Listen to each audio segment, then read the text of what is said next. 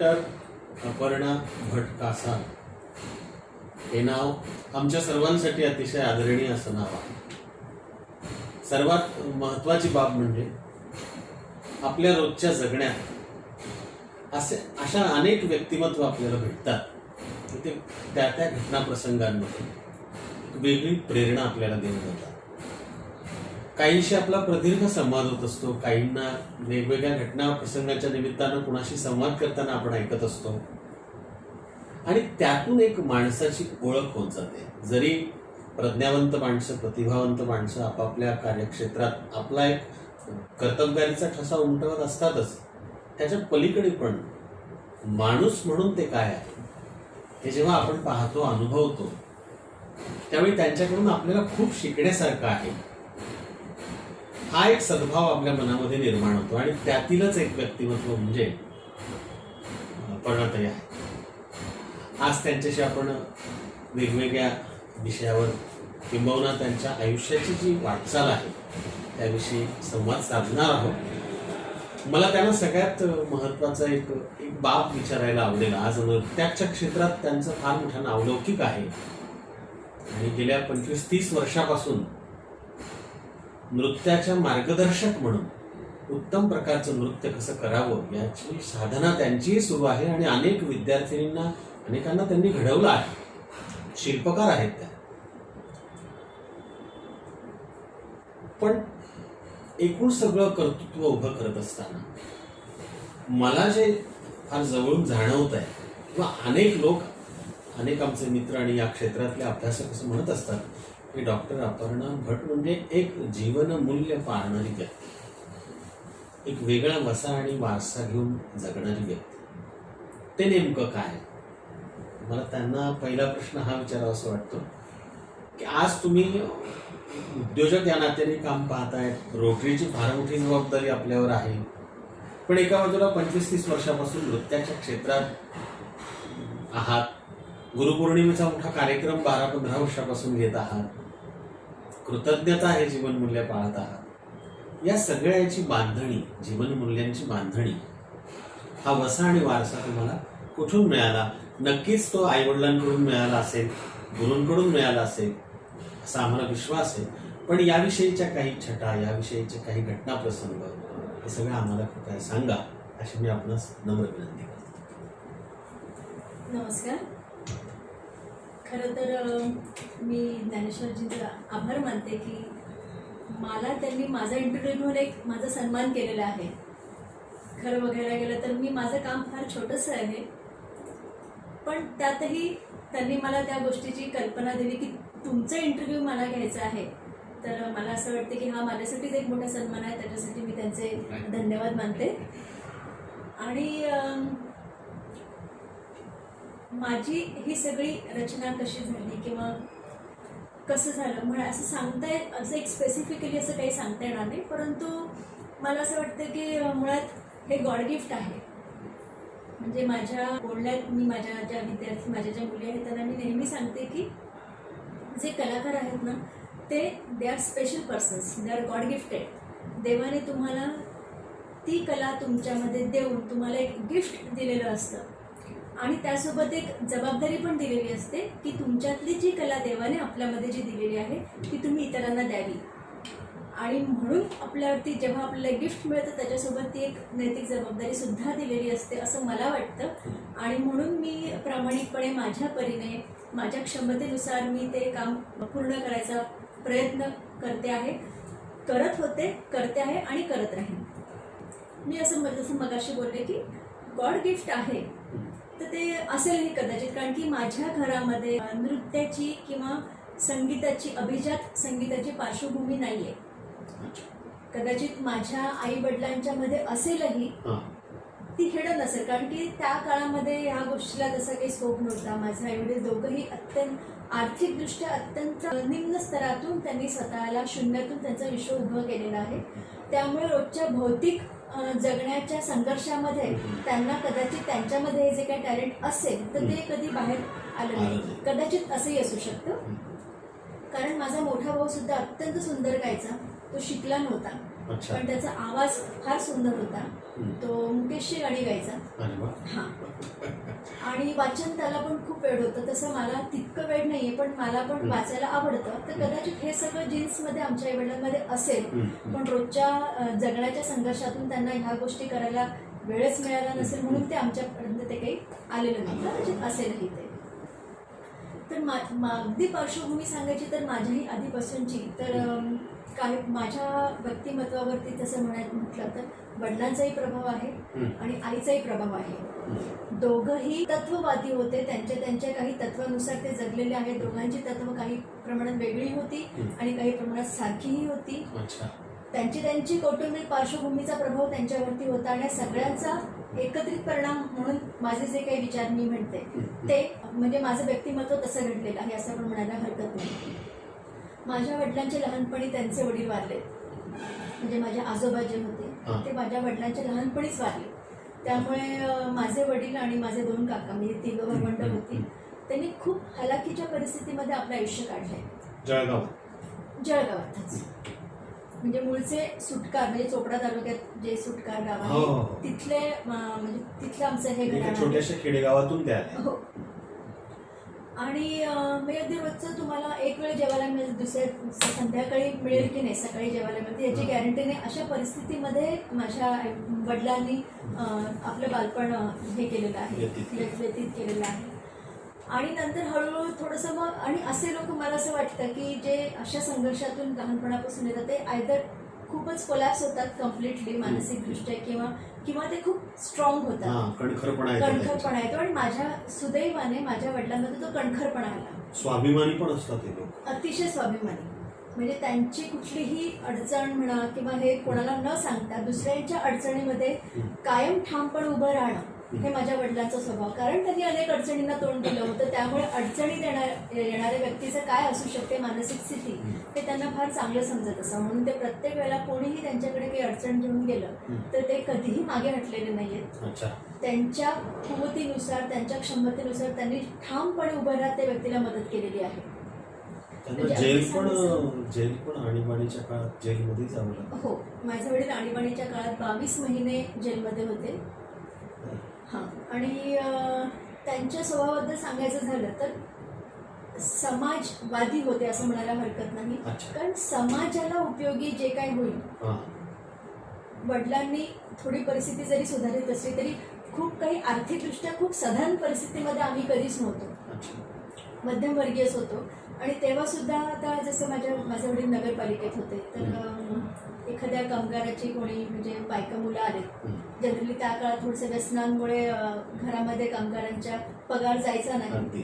तर असं काही झालं आणि ती त्याची बायको आली वडिलांकडे की भटसाहेब बघा असं असं झालं आणि काल 1 तारखेचा पगार झाला पण सगळा पगार बाहेरच्या बाहेरच देणीमध्येच गेला. म्हणजे मी कसं खाऊ घालू महिनाभर. तर माझे वडील म्हणजे माझ्या आईने सांगितलेली आठवणी मला माहिती नाही. माझे वडील त्यांच्या खिशामध्ये हात घालून जितके पैसे असतील कधी कधी त्यांचा अख्खा पगार तो त्याला देऊन टाकायचे. आणि मग घरी येऊन सांगायचे आईला. तर आई पण कधी कधी वैतागायची. हां. पण आईला माहित होतं की आपल्या नवऱ्याचा काय पिंड आहे त्याच्यामुळे त्याच्यावरती आणखीन खूप काही वैताग करून त्याच्यातून हासिल काही होणार नाही. आणि समभाव माहित होतं की यांना ह्याच्यात समाधान आहे. आणि म्हणून आई म्हणायची की ठीक आहे बा आई स्वतः माझी कमवती होती त्यामुळे आम्हाला तो एक म्हणजे हे होतं पुरवठा होता. आणि वडिलांनाही माहित होतं की बायकोचा पगार आहे आपल्याकडे म्हणजे माझी मुलं उपाशी राहणार नाहीत. म्हणून ते जसं येईल तसं कधी कधी अख्खा पगार तिला देऊन टाकायचे. बांगड्यांचाही काही किस्सा घडला होता. हा. बांगड्यांचा किस्सा म्हणजे गंमत अशी की माझ्या नगरपालिकेत एक शिपाई होते.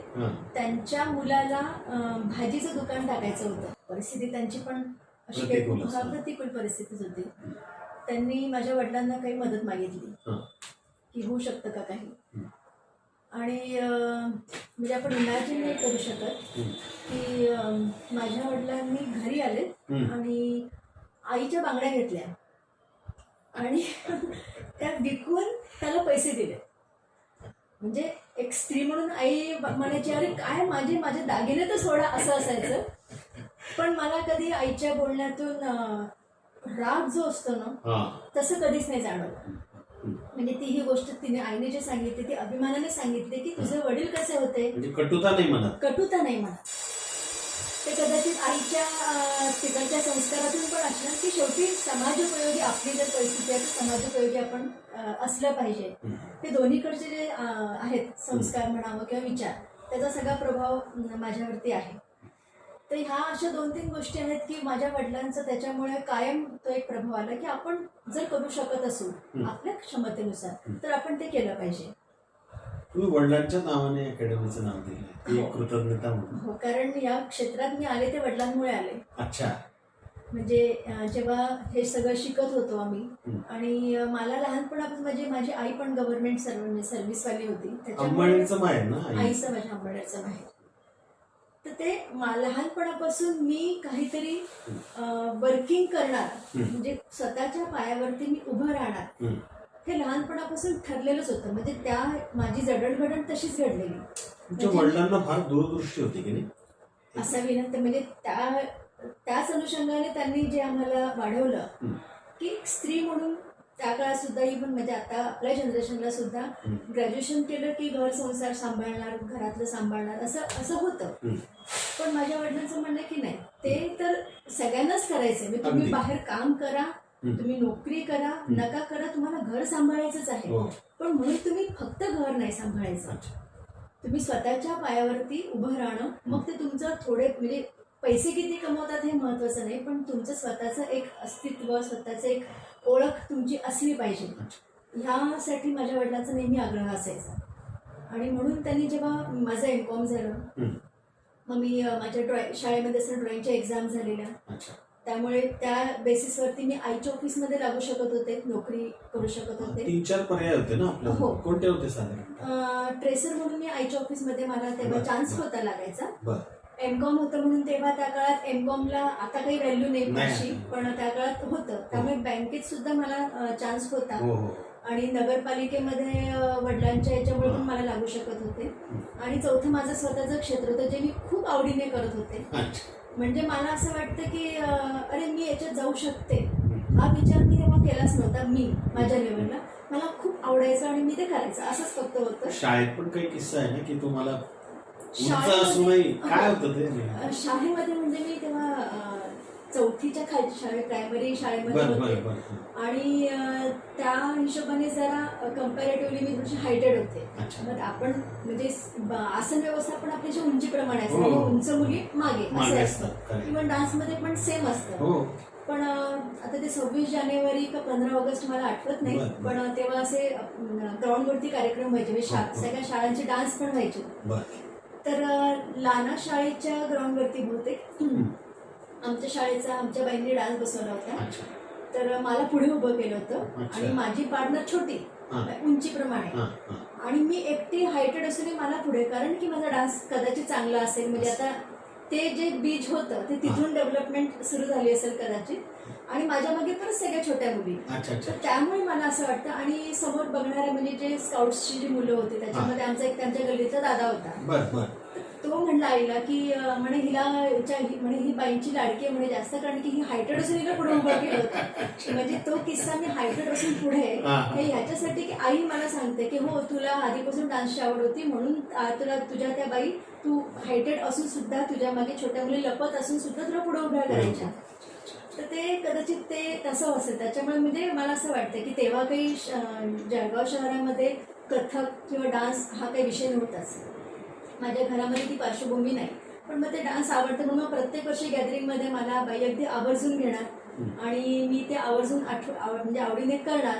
आणि माझ्या आईवडिलांनी कधी ती गोष्ट थांबवली नाही, त्याच्यामुळे डेव्हलपमेंट होत गेली त्या गोष्टीची. मनात येतं की त्या काळात नृत्य म्हटलं की असं म्हणू नये, एकदम लावणी नृत्य तर चांगलं आहेच, पण लावणी नृत्य किंवा इतर या सगळ्या गोष्टी किंवा मराठी चित्रपटातून दिसून येणाऱ्या नृत्यांगना एक मनात कुठेतरी इतक्या संस्कारप्रधान आणि वेगळ्या कुटुंबाला मनातून तर असं वाटत असेल ना की एक क्षेत्र फार वेगळं आहे म्हणून, किंवा आईच्या मनात काही येत असेल, वडिलांच्या काही, असंही काही तुम्हाला अनुभवायला आलं का बालपणी?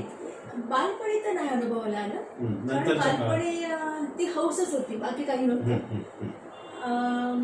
जेव्हा कॉलेजमध्ये वगैरे आम्ही हा जो विषय सुरू झाला हम्म. आणि मी ऍक्च्युली 9वीच्या सुट्टीमध्ये मी डान्स शिकायला सुरुवात केली. कोणाकडे? इंदोरहून माझे गुरुजी आले होते, यादवेंद्र कुमार लांभाते. अच्छा, म्हणजे ते आपले पहिले गुरु या ते गोष्टी. माझे पहिले गुरु, ज्यांच्याकडे मी एबीसीडी शिकले.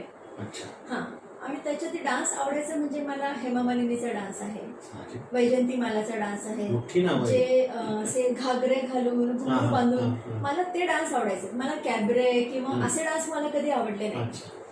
म्हणजे कदाचित त्याचा इम्पॅक्ट काय असेल, म्हणजे मला ते कधीच मी नेहमी बराचसा विचार करते, पण मला ते कधी आतापर्यंत त्याचं ते रहस्य काही समजलं नाही की मला तेच डान्स का आवडायचे. आणि त्याच्यामुळे ते असं म्हणजे डान्स शिकायचं म्हणजे घुंगरू बांधून आपल्याला आता शिकायला मिळतंय. मी त्या इम्प्रेशनमध्ये खूप आवडीने हो म्हटलं, माझ्या वडिलांनी पण हो म्हटलं की हो ठीक आहे शिक असं म्हणून. ते जरा वेगळ्या विचारांची होते, हो, नवीन विचारांचे. हा. आणि आई म्हणते आता की आम्हाला तेव्हा असं वाटलं की तू सुट्टीपुरतं शिकते, तर हो. मुलीची हौस आहे हम्म. आणि इतक्या आवडीने ही इतक्या वर्षांपासून करते आहे शाळेमध्ये, हो, तर हो. शिकू दे. अच्छा. आणि त्याच्यानंतर जे सुरू झालं मग ते काही थांबलं नाही. हम्म. आणि नंतर तर जेव्हा माझ्या आईवडिलांनी बघितलं की हा डान्स प्रकार काय आहे, त्याच्यामध्ये आपलं जे काही इमेज आहे डान्सबद्दलची त्याचा लवलेश सुद्धा नाहीये. अच्छा. हा. म्हणजे जे काय जनसामान्य लोक जे काही विचार विचार करायचे त्या काळामध्ये बरोबर. त्याचं लवलेश सुद्धा ह्याच्यात नाहीये. सगळं काही देवाशी रिलेटेड आहे. म्हणजे अच्छा. आपण एक असतं म्हणजे हो. डान्सरच्या काय म्हणतात ना हावभाव वगैरे ते जरा चांगले नाही असा एक सर्वसामान्य लोकांचा जो विषय आहे, तसं इथं त्यांना काहीच आढळलं नाही. आधीपासून करता म्हणजे मी जे शिकायला सुरुवात केली ते कथकच होतं. ते कथक आहे हे मला माहित नव्हतं, पण मला घुंगरूमधून डान्स शिकायला मिळतो त्याच्याने मी डान्स शिकायला सुरुवात केली आहे. त्याला कथक म्हणजे कदाचित माझे सर कथक शिकवणारे होते म्हणून मी कथक शिकले. ते जर सर भरतनाट्यम शिकवणारे असते तर मी कदाचित भरतनाट्यम शिकले असते. म्हणजे पाया तिथून रचला गेला. हा, म्हणजे मला डान्स शिकायला मिळतो ही माझ्यासाठी अत्यंत आवडीची आणि आनंदाची गोष्ट होती. ती मी शिकायला सुरुवात केली. म्हणजे कथकमध्ये मी असं म्हणूया, आपण आता असं म्हणू शकतो की अपघाताने आले कारण की सर माझे कथक शिकवणारे होते म्हणून, असंही असू शकतं. पण एक आहे की जसं आपण एक मानसिकदृष्ट्या अतिशय सक्षम आणि शारीरिकदृष्ट्या सुद्धा नृत्य करणाऱ्याला फार पायाने भरभक्कम असावं लागतं, आणि ते काही सोपं नाही एवढं. कारण पाहताना लोक आनंद व्यक्त करतात, पण ते हाही विचार कुठेतरी मनात करतात की अरे खूप थकले असतील बरं काय कुठेतरी. पण हा तो पायाचाही पक्कापणा आहे ना, पाय आयुष्याचाही रचला गेला, तसा पायाचा पक्केपणा हा कुठून तरी आईकडून पण आला. म्हणजे मला असं माहिती की तुमच्या जन्माची एक गोष्ट वेगळी आहे थोडी. अनेक प्रतिभावंतांच्या जन्माच्या कथा वेगळ्याच असतात आणि त्यात आपली पण आहे. वसईचा जन्म आहे ना आपला? माझा जन्म वसईचा आहे. तो काय किस्सा आहे ते सांगा ना थोडं. आईचं म्हणजे ती गंमतच असेल, खरं मी आईकडनंच ऐकलेली आहे ते. अच्छा. की आता आपण जसं म्हणलात की तो भक्कम असलं पाहिजे, तर माझं म्हणणं की त्या काळामध्ये स्त्रियांचं आरोग्य म्हणजे खाण्यापिण्यात तसं आम्ही खूप मध्यमवर्गीय, निम्न स्तर मध्यमवर्गीय म्हटलं तरी हरकत नाही. म्हणजे रोज आपण काही मेजवानी आणि गोडाधोडाचं आणि चांगलंच खातो अशातला भाग नव्हता. माझ्या आईचा संघर्ष खूप वेगळा आहे, मी सांगेन जरा वेळाने. तर तरी सुद्धा त्याच्यातही आपलं आरोग्य किती चांगलं असायचं त्या काळात, की जे काही खायला मिळायचं ते सुद्धा खूप कसदार होतं आणि त्याचा परिणाम त्या वेळच्या सगळ्या लोकांच्या आरोग्यावरती दिसायचा. म्हणजे माझ्या वेळेच्या गंमत अशी होते की माझा जेव्हा जन्म होणार तेव्हा मला कुठलीच आजी नव्हती. म्हणजे दोन्हीकडच्या आज्या ज्या जनरली लहान बाळाचा सांभाळ करतात असं कोणीच नव्हतं. त्यामुळे आईला मग आता म्हणजे बाळणपणात कोण काळजी घेणार, कोण असणार आहे असं जरा अडचण होती. तर माझी मावशी जी त्या काळात डॉक्टर होती, गोल्ड मेडलिस्ट होती, मोठी मावशी, ती पार्ल्याला तिचं क्लिनिक होतं, दवाखाना होता. ती आईला म्हणते की तू इकडे ये बघ, म्हणजे मला माझंही काम करते आणि तुझंही मी आपण करून घेऊ. जळगाव टू मुंबई. आणि मग आई तिकडे गेली, म्हणजे माझं जळगावलाच होते. आणि आई अगदी म्हणजे दिवस जरी भरत आले होते तरी असं छान रोजचं रुटीन, म्हणजे काहीच असा प्रॉब्लेम नाही. तर मावशीला वाटलं की, आणि माझी धाकटी मावशी आईपेक्षा जी लहान बहीण आहे ती वसईला राहत होती, ती तिकडं जॉब करत होती. ती अनमॅरिड होती, तिची एक छोटीशी रूम होती तिथे. तर माझ्या मोठ्या मावशीने सांगितली की अजून वेळ आहे तुला अजून तसं काही वाटत तर तुला हवं तर कंटाळली असेल तर वसईला फिरून ये. वसईचा किल्ला वगैरे चांगला बघण्यासारखं आहे आणि वारंवार इथे लांबून जळगावून येणं होत नाही, तर आता आली असतं तू फिरून ये. म्हणून आई माझी वसईला धाकट्या मावशीकडे गेली आणि तिथे वसईचा किल्ला वगैरे बघतानाच अर्धवट याच्यातूनच आईला जरा लेबर पेन्स व्हायला लागले आणि मग माझी मावशी धाकटी एक तर ती तशी तिला अनुभव नाही लहान, बरोबर. आणि मग ती जरा अशी बॉसळ येते का काय करावं, तिने आईला तिथंच दवाखान्यामध्ये ऍडमिट केलं आणि ती मग बाकीच्या सोयी करायला गेली की आता पैसे लागतील काय लागतील वगैरे, आणि साधारण एका तासाभरामध्ये माझा जन्म झाला. म्हणजे जन्माच्या तासभर आधी 2 तास आधी सुद्धा असं म्हणजे खूप काही त्रास होतोय आणि चालवतच नाहीये आणि असं काहीच नाही. म्हणजे मला असं वाटतं की माझ्या आईचं ते जे हेल्थ मधले ते जे काही स्ट्रॉंग जीन्स होते ते कदाचित माझ्यात आले असतील, असंही असेल. कारण त्याची पुढचा किस्सा असा की लहान मावशीने माझ्या मोठ्या मावशीला सांगितलं की असं असं झालेलं आहे, डिलिव्हरी झाली आहे आणि मुलगी झालेली आहे, पण मी तिथं जात नाहीये तर मी बाकीच्या गोष्टी करते. तर मग मावशीने फोन केला, दवाखान्यात फोन केला लँडलाईनवरती की आमच्याशी एक पेशंट आहे तर त्यांच्याशी बोलायचं आहे, तर कोणी असेल तर सांगा. आईजवळ कोणीच नव्हतं, तर ती नर्स जी आली सिस्टर तिने आईला सांगितलं की तुमचा फोन आलेला आहे. तर आई आली खाली आणि वरती होता आईचं. आणि बाळून किती 1 तास झाला होता? हा, बाळहून साधारण 1-1.5 तास फार तर झाला होता. आणि आईने फोन घेतला आणि विचारलं मावशीने की कशी आहे, तर म्हणाले मी मस्त आहे, बाळ पण व्यवस्थित आहे, काहीच प्रॉब्लेम नाहीये. मग आईने मावशीने विचारलं की बेबी म्हणजे लहान मावशी म्हणे ती कुठेतरी कामासाठी बाहेर गेली आहे. म्हणे ठीक आहे, म्हणे मी निघते इकडनं, मी पोचते. आणि दुपारी वगैरे मावशी आली, म्हणजे मोठी मावशी जी डॉक्टर आहे, आणि वरती रूममध्ये आली आणि आईला विचारलं की तू मगाशी फोन केला इतकं खाली, कारण की 3ऱ्या मजल्यावरती आईचं रूम होतं आणि खाली ग्राउंड फ्लोअरला ते रिसेप्शन होतं आणि त्या 1-1 फुटाच्या त्या जुन्या काळातल्या पायऱ्या होत्या. तर त्या मावशीला खूप आश्चर्य वाटलं की म्हणजे तू कसं काय हे केलं, तर आई म्हणे नाही मला काहीच फरक नाही पडला. तर कदाचित असं मला असं वाटतं की ती जे हेल्दी जीन्स होते ते ती ताकद माझ्यात म्हणजे बाय डिफॉल्टच आलेली असेल. आईविषयी आपण काही सांगितलं होतं आता मग अशी घरी पाहिलं मी आईंना, तिचे तेजस्वी व्यक्तिमत्व, आणि त्यांचं काही आपण सहस्रचंद्र दर्शन पण केलं. हो, माझ्या आईचं आता 82 रनिंग चालू आहे. अच्छा. आणि मी खूप अभिमानाने सांगते की मी स्वतः बाहेर असते, पूर्ण वेळ माझं काम चालू असतं. आणि तसं बघायला गेलं तर माझं घर किंवा माझं किचन बायका लावून दिलेलं आहे, पण बायकांकडनं काम करून घेणं हे सुद्धा फार महत्वाचं असतं. म्हणजे माझं घर आणि माझं किचन म्हटलं तर माझी आई सांभाळते अजूनही. म्हणजे मला अजूनही किचनमध्ये खूप बघावं लागतं का, की अगदी प्रत्येक गोष्टीमध्ये लक्ष घालावं लागतं का, तर नाही. आई फक्त सांगते की हे संपलं आणून देते, मी आणून द्यायचं काम करते. आणि माझी आई 80% मी म्हणायला हरकत नाही, माझं ते काम सांभाळून ते माझ्या आईने ते माझं ओझं या वयात सुद्धा हलकं केलेलं आहे. पूर्ण कॉन्शियसनेस आहे. म्हणजे माझ्या आईला शुगर नाहीये, अच्छा, हार्ट प्रॉब्लेम नाहीये, BP नाहीये. आईला फक्त स्पाईनचा प्रॉब्लेम झाला म्हणून जरा चालायला अडचण येते, अदरवाईज बाकी कुठलंच नाही आहे. माझी अजूनही पेपर वाचते बिना चष्म्याचं. तुम्ही पुस्तक तुला केली होती ना आईची? हो. ते पुस्तक तुलाच करावे असं का वाटलं आईच्या बाबतीत? त्याच्या मागची काय धारणा काय? धारणा म्हणजे असं की जसं मी म्हटलं की लहानपणापासून माझे आई वडील, परत पार्श्वभूमी तिथेच जाते. जरूर सांगा ना आईबद्दल आम्हाला सांगा. गरिबीतून माझे आई आणि वडील दोघंही झालेले आहेत. आईकडे शैक्षणिक पाया जरा चांगला होता. म्हणजे माझे आजोबा जे होते, आईचे वडील, ते स्वातंत्र्य सैनिक होते. ते प्रताप मिलमध्ये कामगार युनियन लीडर त्यांच्या काळात त्यावेळेचे. आणि माझ्या आजीला नगरसेविका झाली माझी आजी. आणि त्याच्यानंतर माझ्या आजोबांनी आजीला तिचं नाव लिहायला शिकवलं. तर ते म्हणजे शैक्षणिक जो पाया असतो तो तिथून त्यांनी त्यांच्या भावाला म्हणजे माझ्या आईच्या काकांना बॅरिस्टर पर्यंत शिकवलं. म्हणजे त्या काळचे संस्थानिकांचे बॅरिस्टर होते माझ्या आईचे काका. हो, मोठा वारसा आहे. मोठा वारसा. आणि माझी मोठी मावशी डॉक्टर. आणि आईचं फक्त लग्न लवकर केलं, मोठ्या मावशीचं शिक्षण चालू होतं म्हणून. आणि परिस्थिती खूप हालाकीची होती म्हटलं, कारण की ते शेवटी प्रताप मिलमध्ये कामगार होते.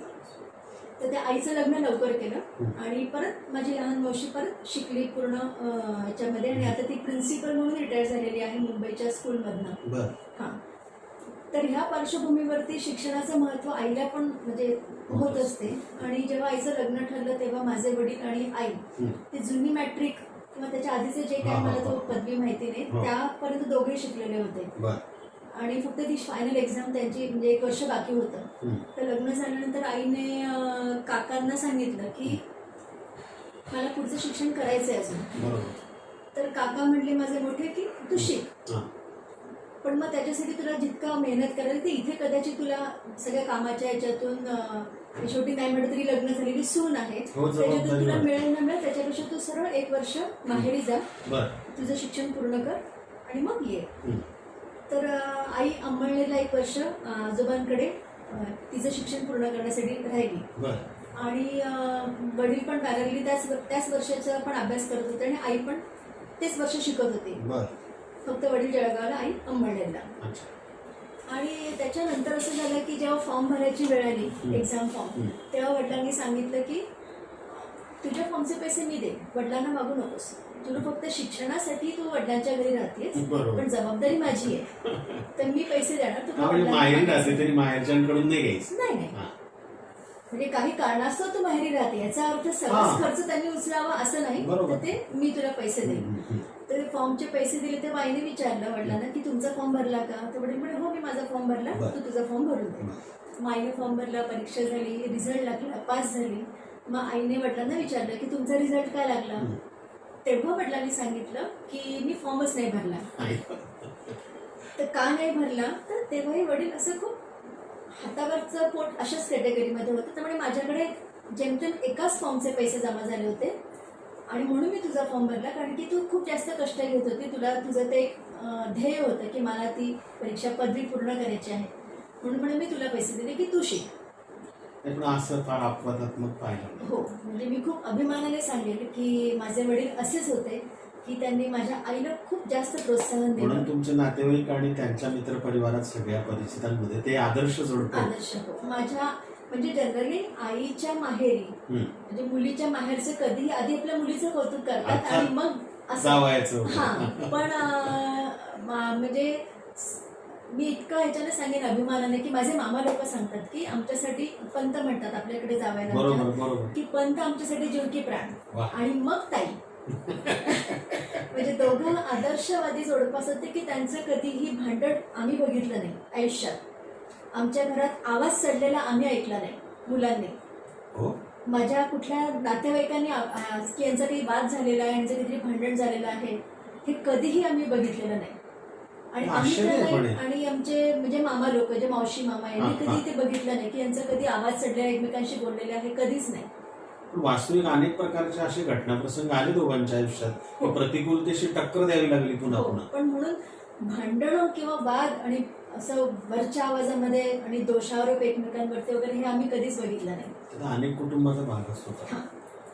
तर ते म्हणजे एखादी गोष्ट आईने ठरवून टाकली असेल तर वडिलांनी कधी त्या गोष्टीला की तुम्हाला न विचारता ठरवलंच कसं काय असंही कधी केलं नाही. म्हणजे तुमच्यात एकूण अनेक गोष्टींच्या बाबतीत विचारपूर्वक निर्णय घेणं किंवा ठाम राहणं आणि कुणाशी वेगळ्या प्रकारचा संघर्ष न करताही व्यवस्थित विवेकपूर्ण वागता येतं, बोलता येतं, निर्णय घेता येतो, हे त्यातून आलेलं असणार. त्यातूनच म्हणजे मी म्हटलं ना की माझ्या जन्मानंतर फॅमिली प्लॅनिंगचा हा. निर्णय आईने घेऊन टाकला, तिथे डॉक्टरना सांगितलं करून टाकलं. अच्छा. आणि झाडाने सांगितलं की नाही, मी डॉक्टरना सांगितलं मी ऑपरेशन करून टाकले. माझ्या बरं. वडिलांनी ऑब्जेक्शन नाही घेतलं की तू मला एका शब्दाने कसं काही विचारलं नाहीस. हा, ते असं मी पुरुष सत्ताक पद्धतीचे प्रतिनिधी असं नव्हते नाही, ते. असे नव्हते. तेवढं स्वातंत्र्य होतं आईला. हो, म्हणजे आमच्याकडे मुलांना रागवण्याची पद्धत पण अशी होती की आता आपल्या म्हणजे ह्या वयात सुद्धा की तुला समजत नाही का, तुला अक्कल नाही का असं बोललं जातं. टाकून म्हणजे टोचतील असे हा. शब्द वापरतात. हा. पण आमच्याकडे तुझ्या लक्षात आलं नाही का असे शब्द होते. म्हणजे हे गृहीत धरलं होते की समोरच्याला बुद्धी आहे, कधी कधी लक्षात नाहीये म्हणून तुला समजत नाही का हा शब्द सुद्धा नाही. हे कदाचित खूप खोटं वाटेल ऐकणार, पण हे माझंच मी स्वतःचा अनुभव नाही आहे. नाही, मला पूर्ण खरं वाटतं. कारण सांगतो तुम्हाला, मी आता श्रद्धेय मोठ्या भाऊंच्या सहवासात राहिलो ना, भवरलालजींचे त्यांचं पॉवर ऑफ पॉझिटिव्ह टॉकवर फार भर असायचं. ते म्हणायचे की नेहमी सकारात्मक बोला, की तुम्ही जे बोलतात त्याचा फार परिणाम होतो ऐकणाऱ्यांच्या मनावर आणि आजूबाजूच्या वातावरणावर. ते वातावरण खराब होणार नाही याची काळजी घ्या. तर ते म्हणजे असं अशा खूप छोट्या छोट्या गोष्टींचा प्रभाव माझ्यावरती आहे. म्हणजे वडील माझ्यावरती चिडले नसतील किंवा असं नाहीये, पण मला हे आवडलं नाही इतपत मॅक्सिमम रागवण्याची परिसीमा. म्हणजे जर एखाद्या आई किंवा आईने सुद्धा असं म्हटलं की नाही हे काय केलं, मला हे नाही आवडलं, याचा अर्थ समजून घ्यावं की ते आपल्यावरती खूप जास्त चिडलेले आहेत. अच्छा, साहजिक आहे. म्हणजे असं आपण म्हणतो ना की ताशेरे ओढणे किंवा टोकाला जाणे, हा प्रकार नाही. आरडाओरड त्यांची करणे. मॅक्सिमम हे की मला हे नाही आवडलं, हे समजून घ्यावं की याच्या पुढे आपले आईवडील कन्व्हिन्स होणार नाही. एक आणखी गोष्ट की जसं पत्नीच्या संदर्भामध्ये पूर्ण एवढा मनातून रिस्पेक्ट बाळगणं आणि तो कृतीतून पण करणं, हे जसं वडिलांकडून आलं ना, आणखी एक आलं की पैशाला महत्व होतं पण अवाजवी नव्हतं, अनावश्यक अशा प्रकारचं ताणणं नव्हतं आणि पैशासाठी काहीही करण्याची तयारी हे पण नव्हतं. त्यामुळे आपण पण पैशाच्या बाबतीमध्ये तसाच एक स्वभाव आपला घडला आहे. हो, कारण क्लासेसच्या बाबतीत असं अनेक लोक म्हणतात की त्यांना सांगितलं, त्यांचं जे ठरलंय त्याप्रमाणेच ते करतात. ते काय नेमकं म्हणजे पैसा कमवणं हा माझा काही मूळ उद्देश कधीच नव्हता आणि पैशाचं खूप अट्रॅक्शन पण नाहीये मला. म्हणजे असं आता आहे तर मला माझी तेवढी क्षमता आहे तर मी चांगलं राहील वगैरे वगैरे असं ठीक आहे. पैसाच आयुष्याचं ध्येय आहे किंवा मला पैसाच कमवायचा आहे असं मला कधीच आता पण नाही वाटत, आकर्षण वाटलं नाही वाटत. त्यामुळे मी म्हणजे जे आर्थिकदृष्ट्या माझ्याकडे जे काही गरीब विद्यार्थी आले, गरीब म्हणजे आर्थिकदृष्ट्या त्यांना मी खूप हलकं लेखलंय आणि जे आर्थिकदृष्ट्या खूप सधन परतून आले त्यांना मी काही वेगळं काही ट्रीट केलं असं माझ्याकडे होत नाही. ते समानतत्व कसं जोपासता तुम्ही? जे आपण पॅरामीटर ठरवतो तर माझ्याकडची जी सगळ्यात आर्थिकदृष्ट्या खालच्या स्तरावरची जी विद्यार्थिनी असेल, जी फी पे करू शकते, ओके, तिची जेवढी पेईंग कपॅसिटी आहे, तिच्या पालकांची जी काही पेईंग कपॅसिटी आहे माझ्यासाठी ती एक पातळी असते, त्याच्यावरती मी सगळ्यांची फी ठरवतो. म्हणजे उद्या उठून माझ्याकडे कोट्याधीशाची मुलगी जरी आली तरी ती तेवढीच फी पे करेल जेवढी गरिबाची मुलगी पे करते आहे. आणि त्याच्यामुळे मी मुलींना पण सारखंच ट्रीट करते. म्हणजे कोणी श्रीमंताचे म्हणून तिला वेगळी ट्रीटमेंट आणि कोणी असं माझ्याकडे नाही होत, म्हणजे मी ते नाही करत. जळगावात तुम्हाला कसं वाटतं वातावरण या बाबतीतलं, कला क्षेत्राचं किंवा नृत्य किंवा असं? आधी तर मी म्हटलं आधी तर गंमतच होती सगळी. तुम्ही एवढ्या अनुभवी आता या क्षेत्रात, तर तुम्हीच आम्हाला सांगू शकता याबद्दल. जेव्हा सुरू केलं ना, म्हणजे माझ्या जेव्हा सर आलेत माझे, तेव्हा जेव्हा सुरू केलेलं तर सरांना अनेक अडचणी आल्या असतील. कारण जळगावमध्ये तेव्हा नृत्य म्हणजे फक्त लावणी माहित होतं, कारण की लावणीचे कलाकार जळगावमध्ये होते, तमाशाचे कलाकार जळगावमध्ये होते आणि त्याचे कार्यक्रम व्हायचे. हैदर थिएटर म्हणून शनीपेठेमध्ये आहे, आता नाही होते म्हणजे मला माहिती नाही. त्याच्या एक्झॅक्ट मागच्या बाजूला मी राहायचे, माझं बालपण तिथे गेलंय. तर त्याच्यामुळे जळगावातल्या लोकांना नृत्य म्हटलं की फक्त लावणी प्रकार माहित होता. ती चौकट तेवढीच होती. म्हणजे जेवढं माझं ज्ञान आहे की जेवढं मला आठवतं की ती चौकट तेवढीच होती. इव्हन मला पण माहित होतं, म्हणजे माझ्या आईवडिला नाही माहित नव्हतं. जेव्हा मी शिकायला सुरुवात केली तेव्हा कथक काय असं सुद्धा मला माहित नव्हतं. मग अशी जसं मी बोलले की मला त्याचं अट्रॅक्शन होतं म्हणून मी शिकले. बरोबर. तर हे कथक असतं, हे भरतनाट्यम असतं वगैरे, जे काही 7 आपले फॉर्म्स आहेत हे मला काहीच माहित नव्हतं, माझ्या आई वडिलांना पण माहित नव्हतं. त्यामुळे जेव्हा शिकायला सुरुवात केली तेव्हा ठीक आहे चाललेलं आहे, मुलगी शिकते आहे. मग जसं कॉलेजमध्ये आले तेव्हा काही नातेवाईक माझ्या वडिलांना सांगते असेल, ते आता आई कधी कधी गप्पांमध्ये सांगते की अरे मी तरुण मुलगी आहे आणि म्हणजे लग्नाला अडचण येऊ शकते, तू तिला डान्स शिकवतो, ती प्रोग्राम्स करते. तर मग माझे वडील, मी म्हटलं होतं की ते खूपच पुढे विचारांचे आणि त्यांचे स्वतःचं काही होतं, म्हणजे ते तात्विकदृष्ट्या खूप स्ट्रॉंग होते. ते म्हणत होते की ती जे काय करते ना त्याच्यामध्ये मला काही चुकीचं दिसत नाहीये, काही वावगं दिसत नाहीये, तर मी तिला अननेसेसरी तिच्यामध्ये जे आहे ते मी कशाला थांबू. ज्या दिवशी मला त्याच्यामध्ये काहीतरी चुकीचं दिसेल तर पालक म्हणून मी तिला थांबवणार. पण मला आता असं काही दिसतच नाही आहे. ते विनाकारण फक्त जनमानसामध्ये जळगावातल्या जॉग्राफिकल एरियामध्ये हे चांगलं नाही म्हणून मी तिला नाही थांबवू शकत. म्हणजे अगदी काही स्थळे सुद्धा मला सांगून आले असतील लग्नासाठी, तेव्हा माझ्या वडिलांचं परस्पर त्यांनी ते म्हणतो ना आपण टोलवलं आहे की माझी मुलगी घुंगरू बांधून स्टेजवर नाचते आणि पुढेही नाचेल. तिने ते क्षेत्र निवडलंय. हो, तुम्हाला हे चालत असेल तर आपण पुढची बोलणी करूया. तर आई आता गमती सांगते की 90% तर तिथंच कॅन्सल झालं. नाही, पण इतकं ठाम वडील मिळणं म्हणजे भाग्यच आहे. माझं भाग्य, मला फार जास्त अभिमान आहे.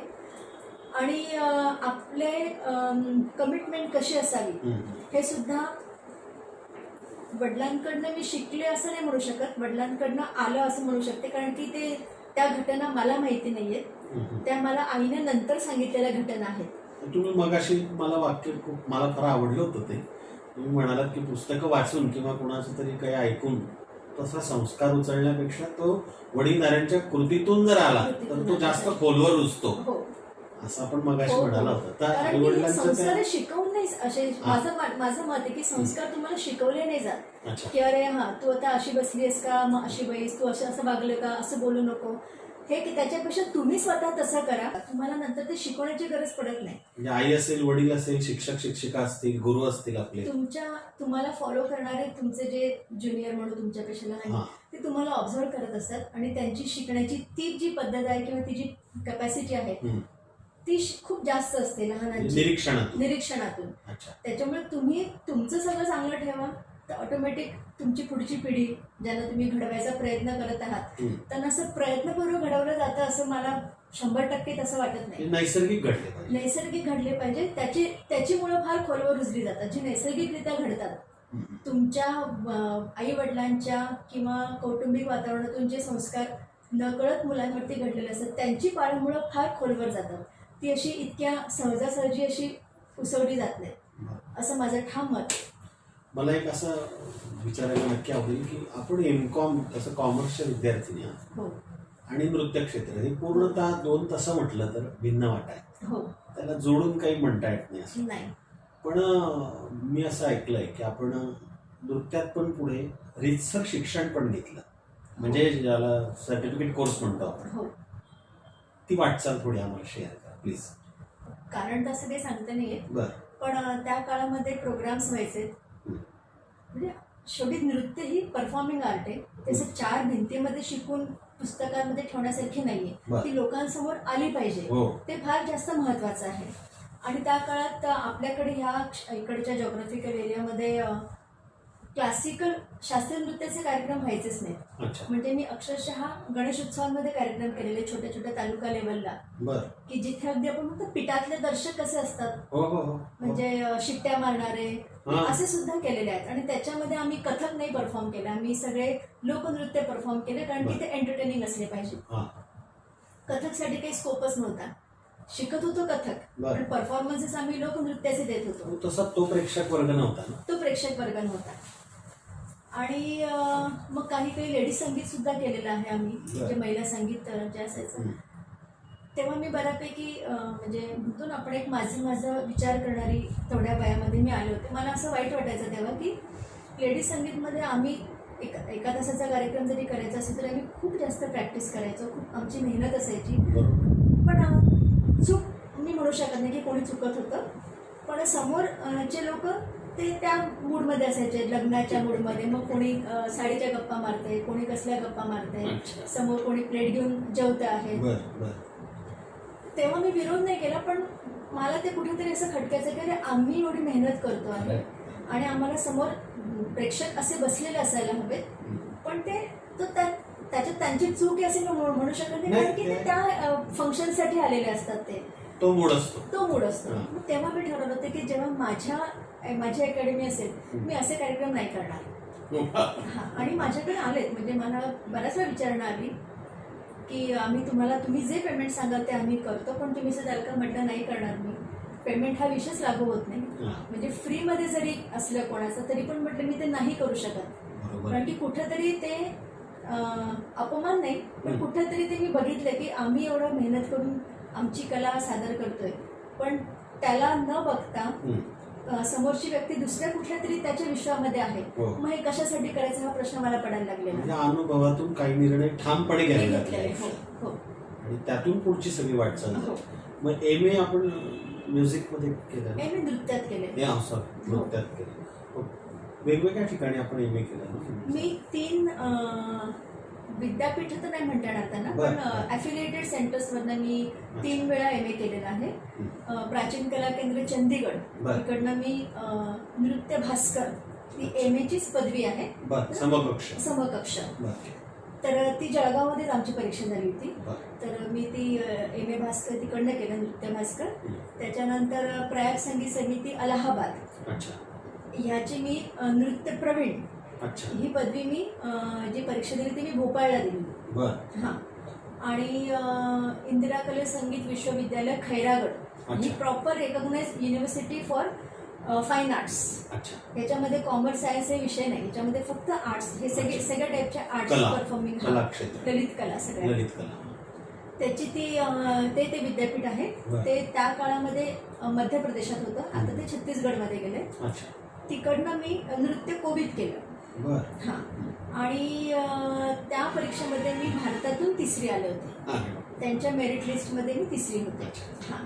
म्हणजे माझ्यासाठी माझ्या सरांसाठी पण तो अभिमानाचा क्षण होता. अर्थातच हां. सगळ्यांसाठी, पालकांना पण, हो की आपल्या मुलीने एखाद्या विषयाचा ध्यास घेतला पण त्यात चांगल्या अर्थानं नावलौकिक कमवून दाखवलं, हो. थांबल्या नाही ना. नाही.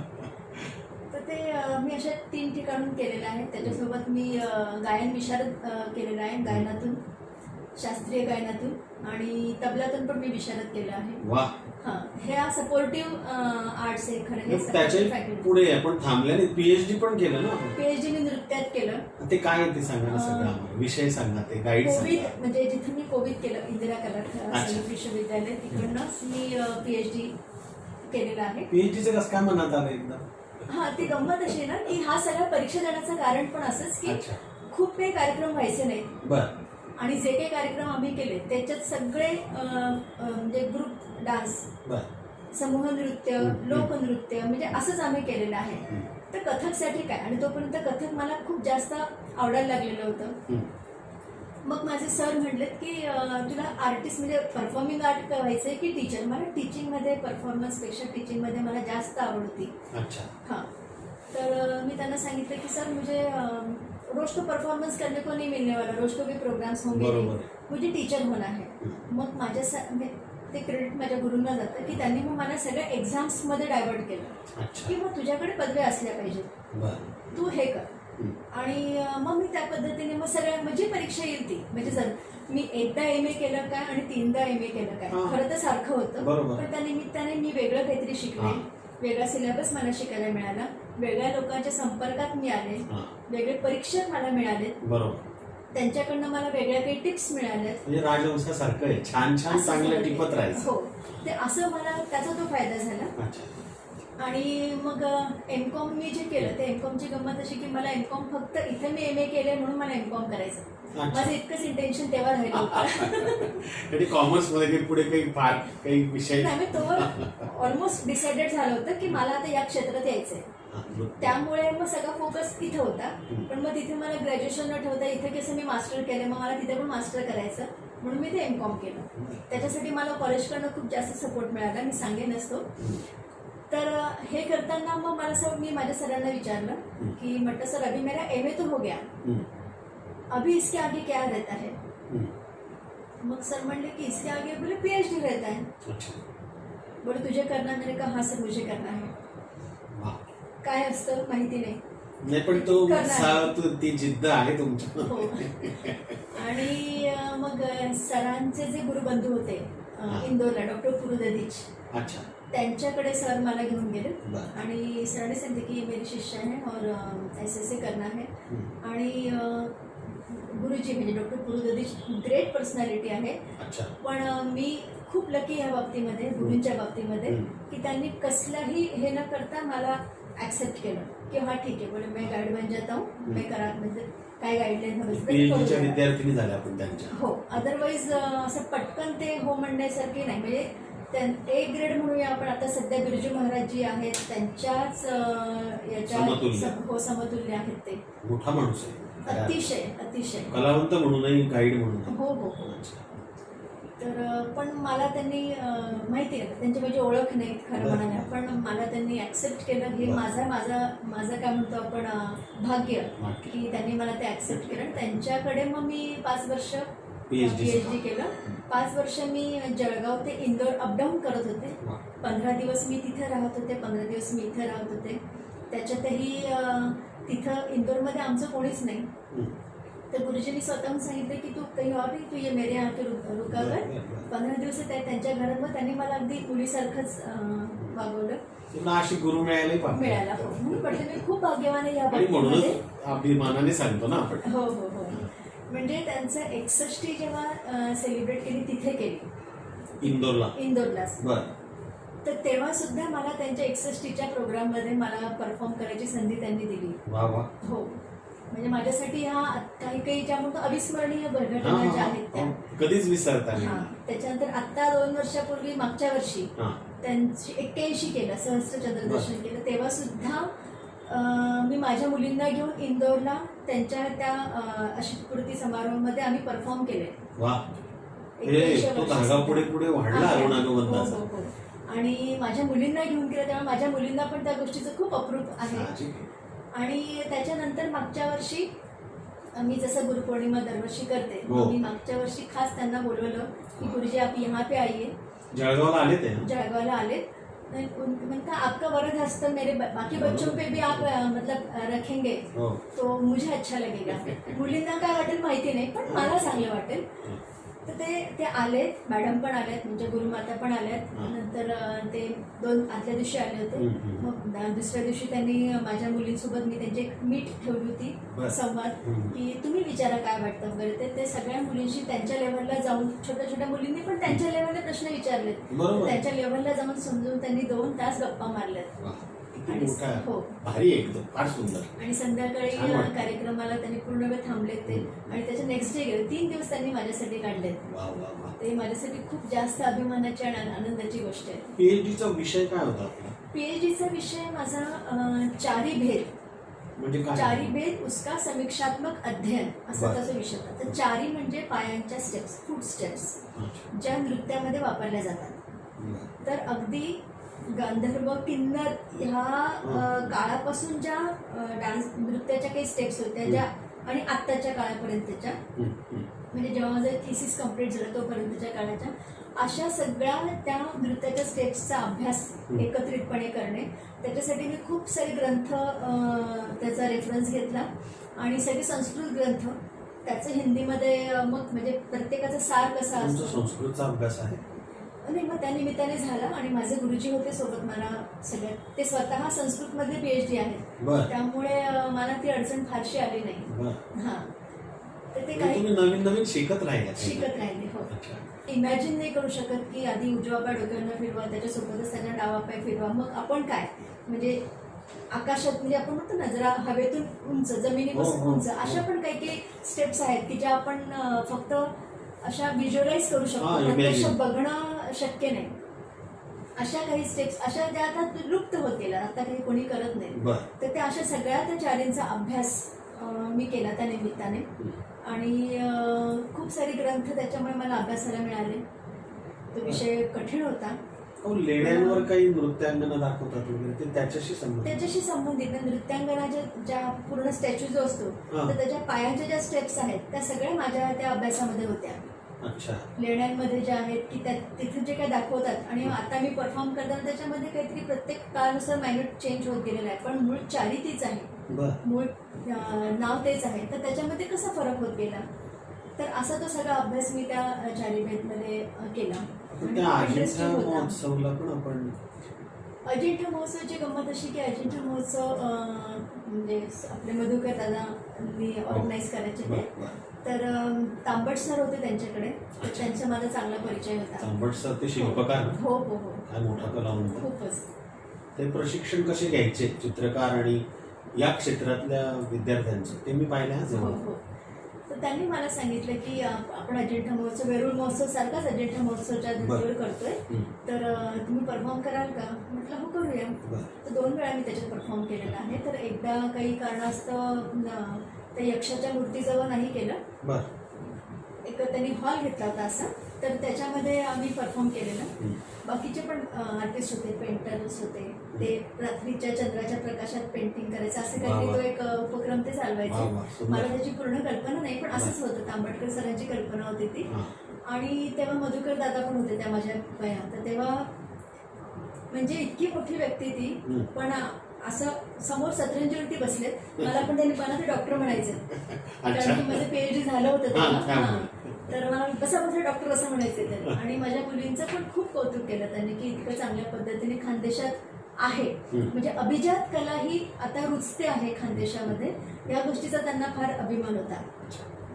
आणि त्याच्यानंतर आणखी एकदा झालं ते यक्षाची जी मूर्ती आहे तिथे, तर त्या मूर्तीच्या खालीच म्हणजे ओपन स्पेसमध्ये एकदा म्हणजे परफॉर्मन्स झालेला एकदा महोत्सव त्यांनी तिथं ऑर्गनाईज केला होता.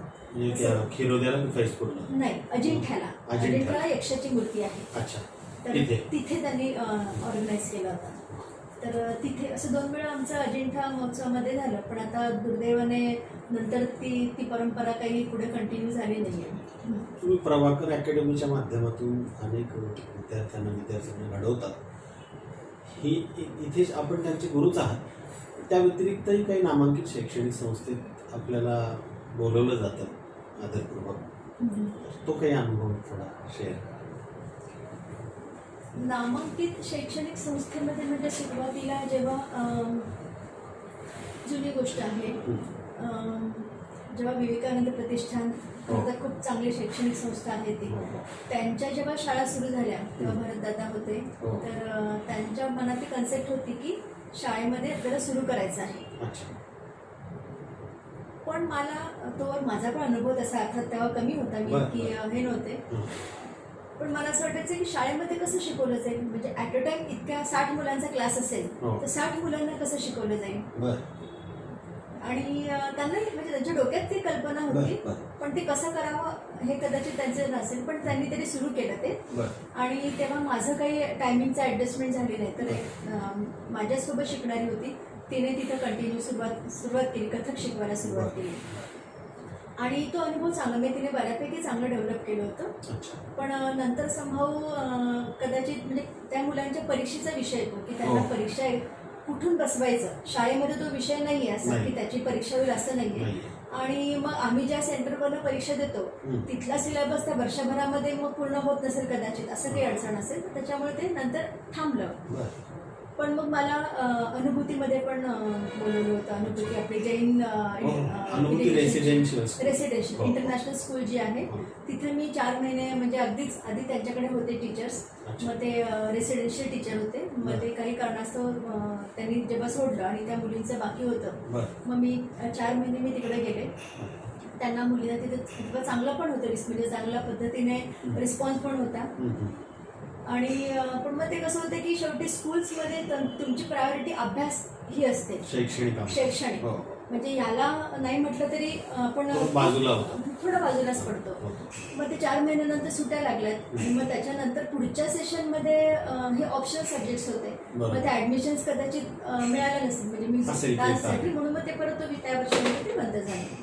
तसंच मी पलोडमध्ये पण जात होते, काशीनाथ पलोडची तिथे मी जवळजवळ बहुतेक 1 वर्ष पूर्ण, कधी 2 वर्ष मला तर आठवत नाही, पण मी गेले.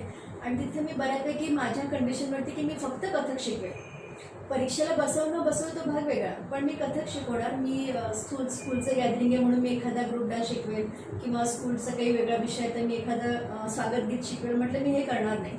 की याच्या आधीच्या काही स्कूल्समधनं मला जेव्हा ऑफर होती की तुम्ही आमच्याकडे शिकवायला याल का, तेव्हा त्या शैक्षणिक संस्थांची अशी अपेक्षा होती की मी असेच ग्रुप डान्स गॅदरिंगसाठी म्हटलं हे नाही मी शिकवणार, म्हणजे मला त्याच्यामध्ये समाधानच नाही मिळणार.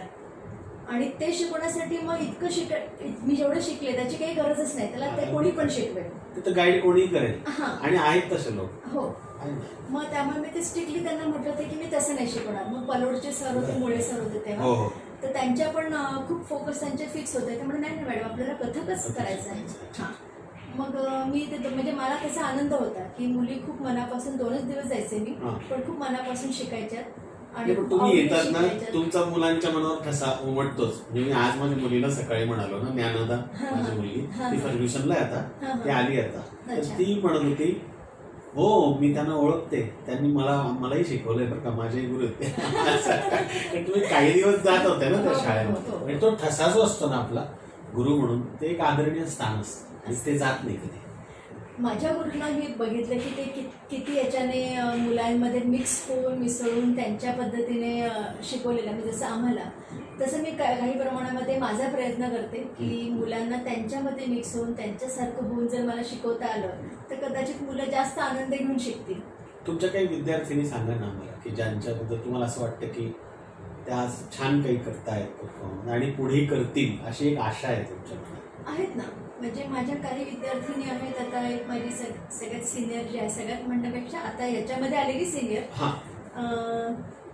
ती खूप वर्षांपूर्वी माझ्याकडे होती.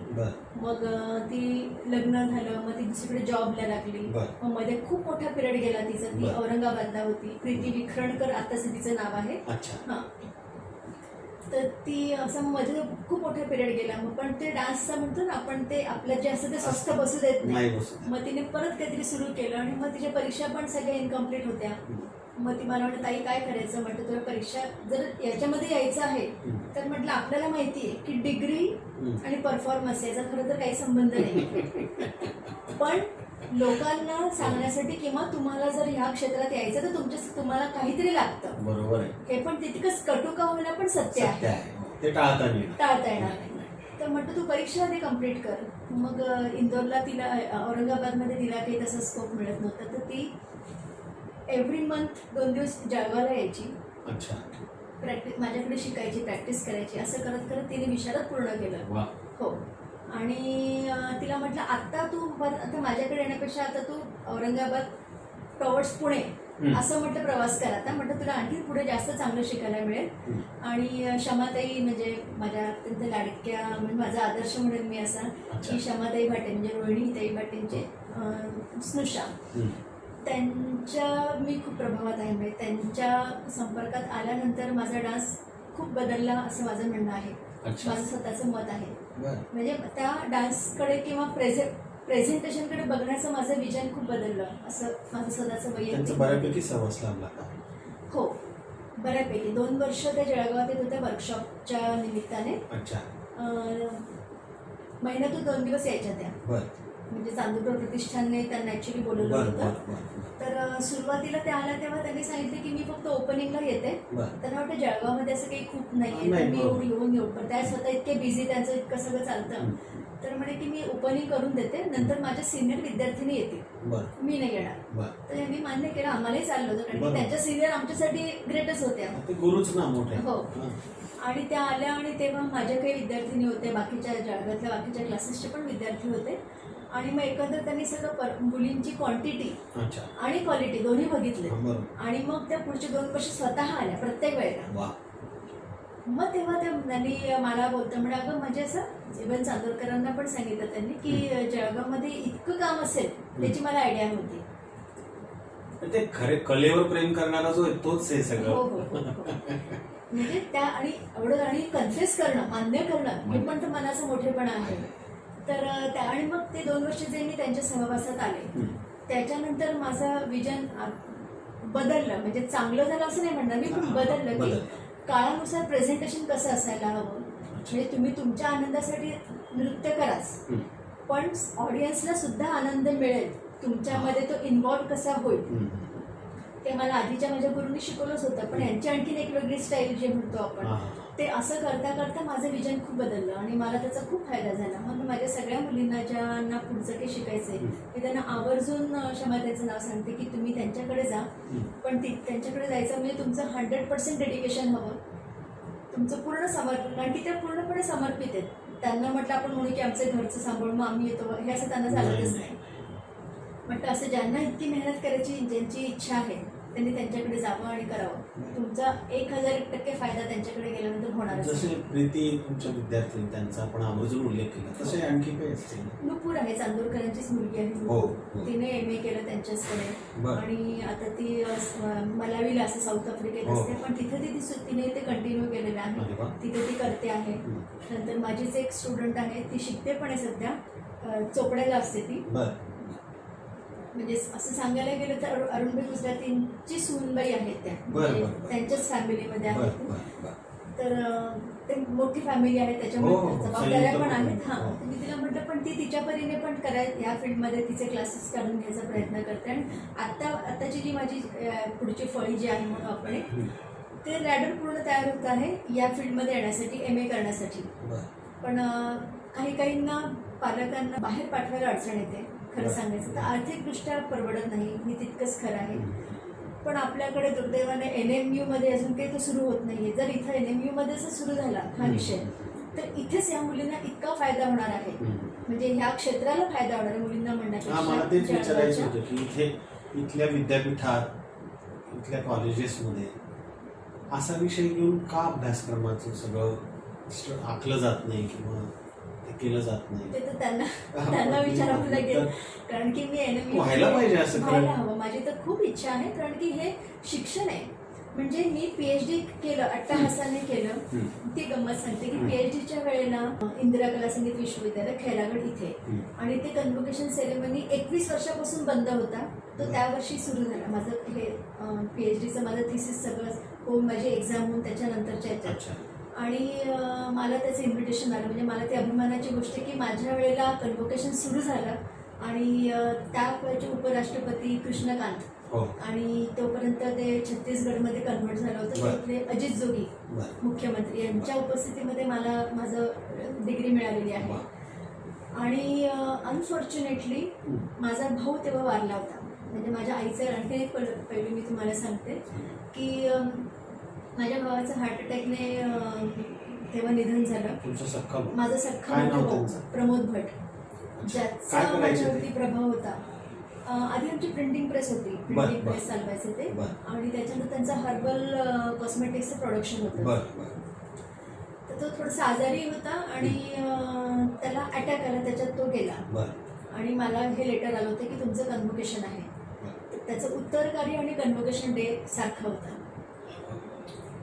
आणि मी माझ्या मोठ्या भावाशी खूप जास्त अटॅच होते, तर मी म्हटलं होतं की मी नाही जाणार तिकडे. साहजिक आहे ना. म्हणजे माझा भावाचं असं असताना माझे वडील नाही, तोपर्यंत माझे वडील 93 मध्येच गेले होते. PhD पाहिलं नाही आपल्या वडिलांनी? नाही. MA वगैरे पर्यंतचे होते? MA पर्यंतचे होते.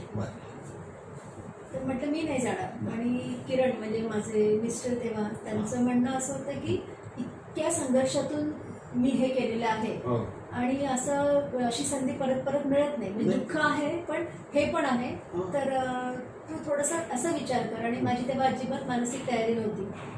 तर म्हणजे किरणने माझ्या आईशी बोलणं केलं की मला असं वाटतं की मीनूने, म्हणजे माझं घरचं मीनू आहे, की असं असं करायला हवं की अशी संधी तिला परत मिळणार नाही. तिच्या कष्टाचं चीज असं होतं आहे, तर डिग्री तर अशी पण येऊन जाईल. तुम्ही नाही गेला तर तुम्हाला बायपोस्ट डिग्री आहे, पण तो जो काही आहे तुमच्या अभिमानाचा क्षण असतो, दुर्मिळ. हां, पण ती नाही म्हणते आहे. तर माझ्या आईने काय निर्णय घेतला असावा?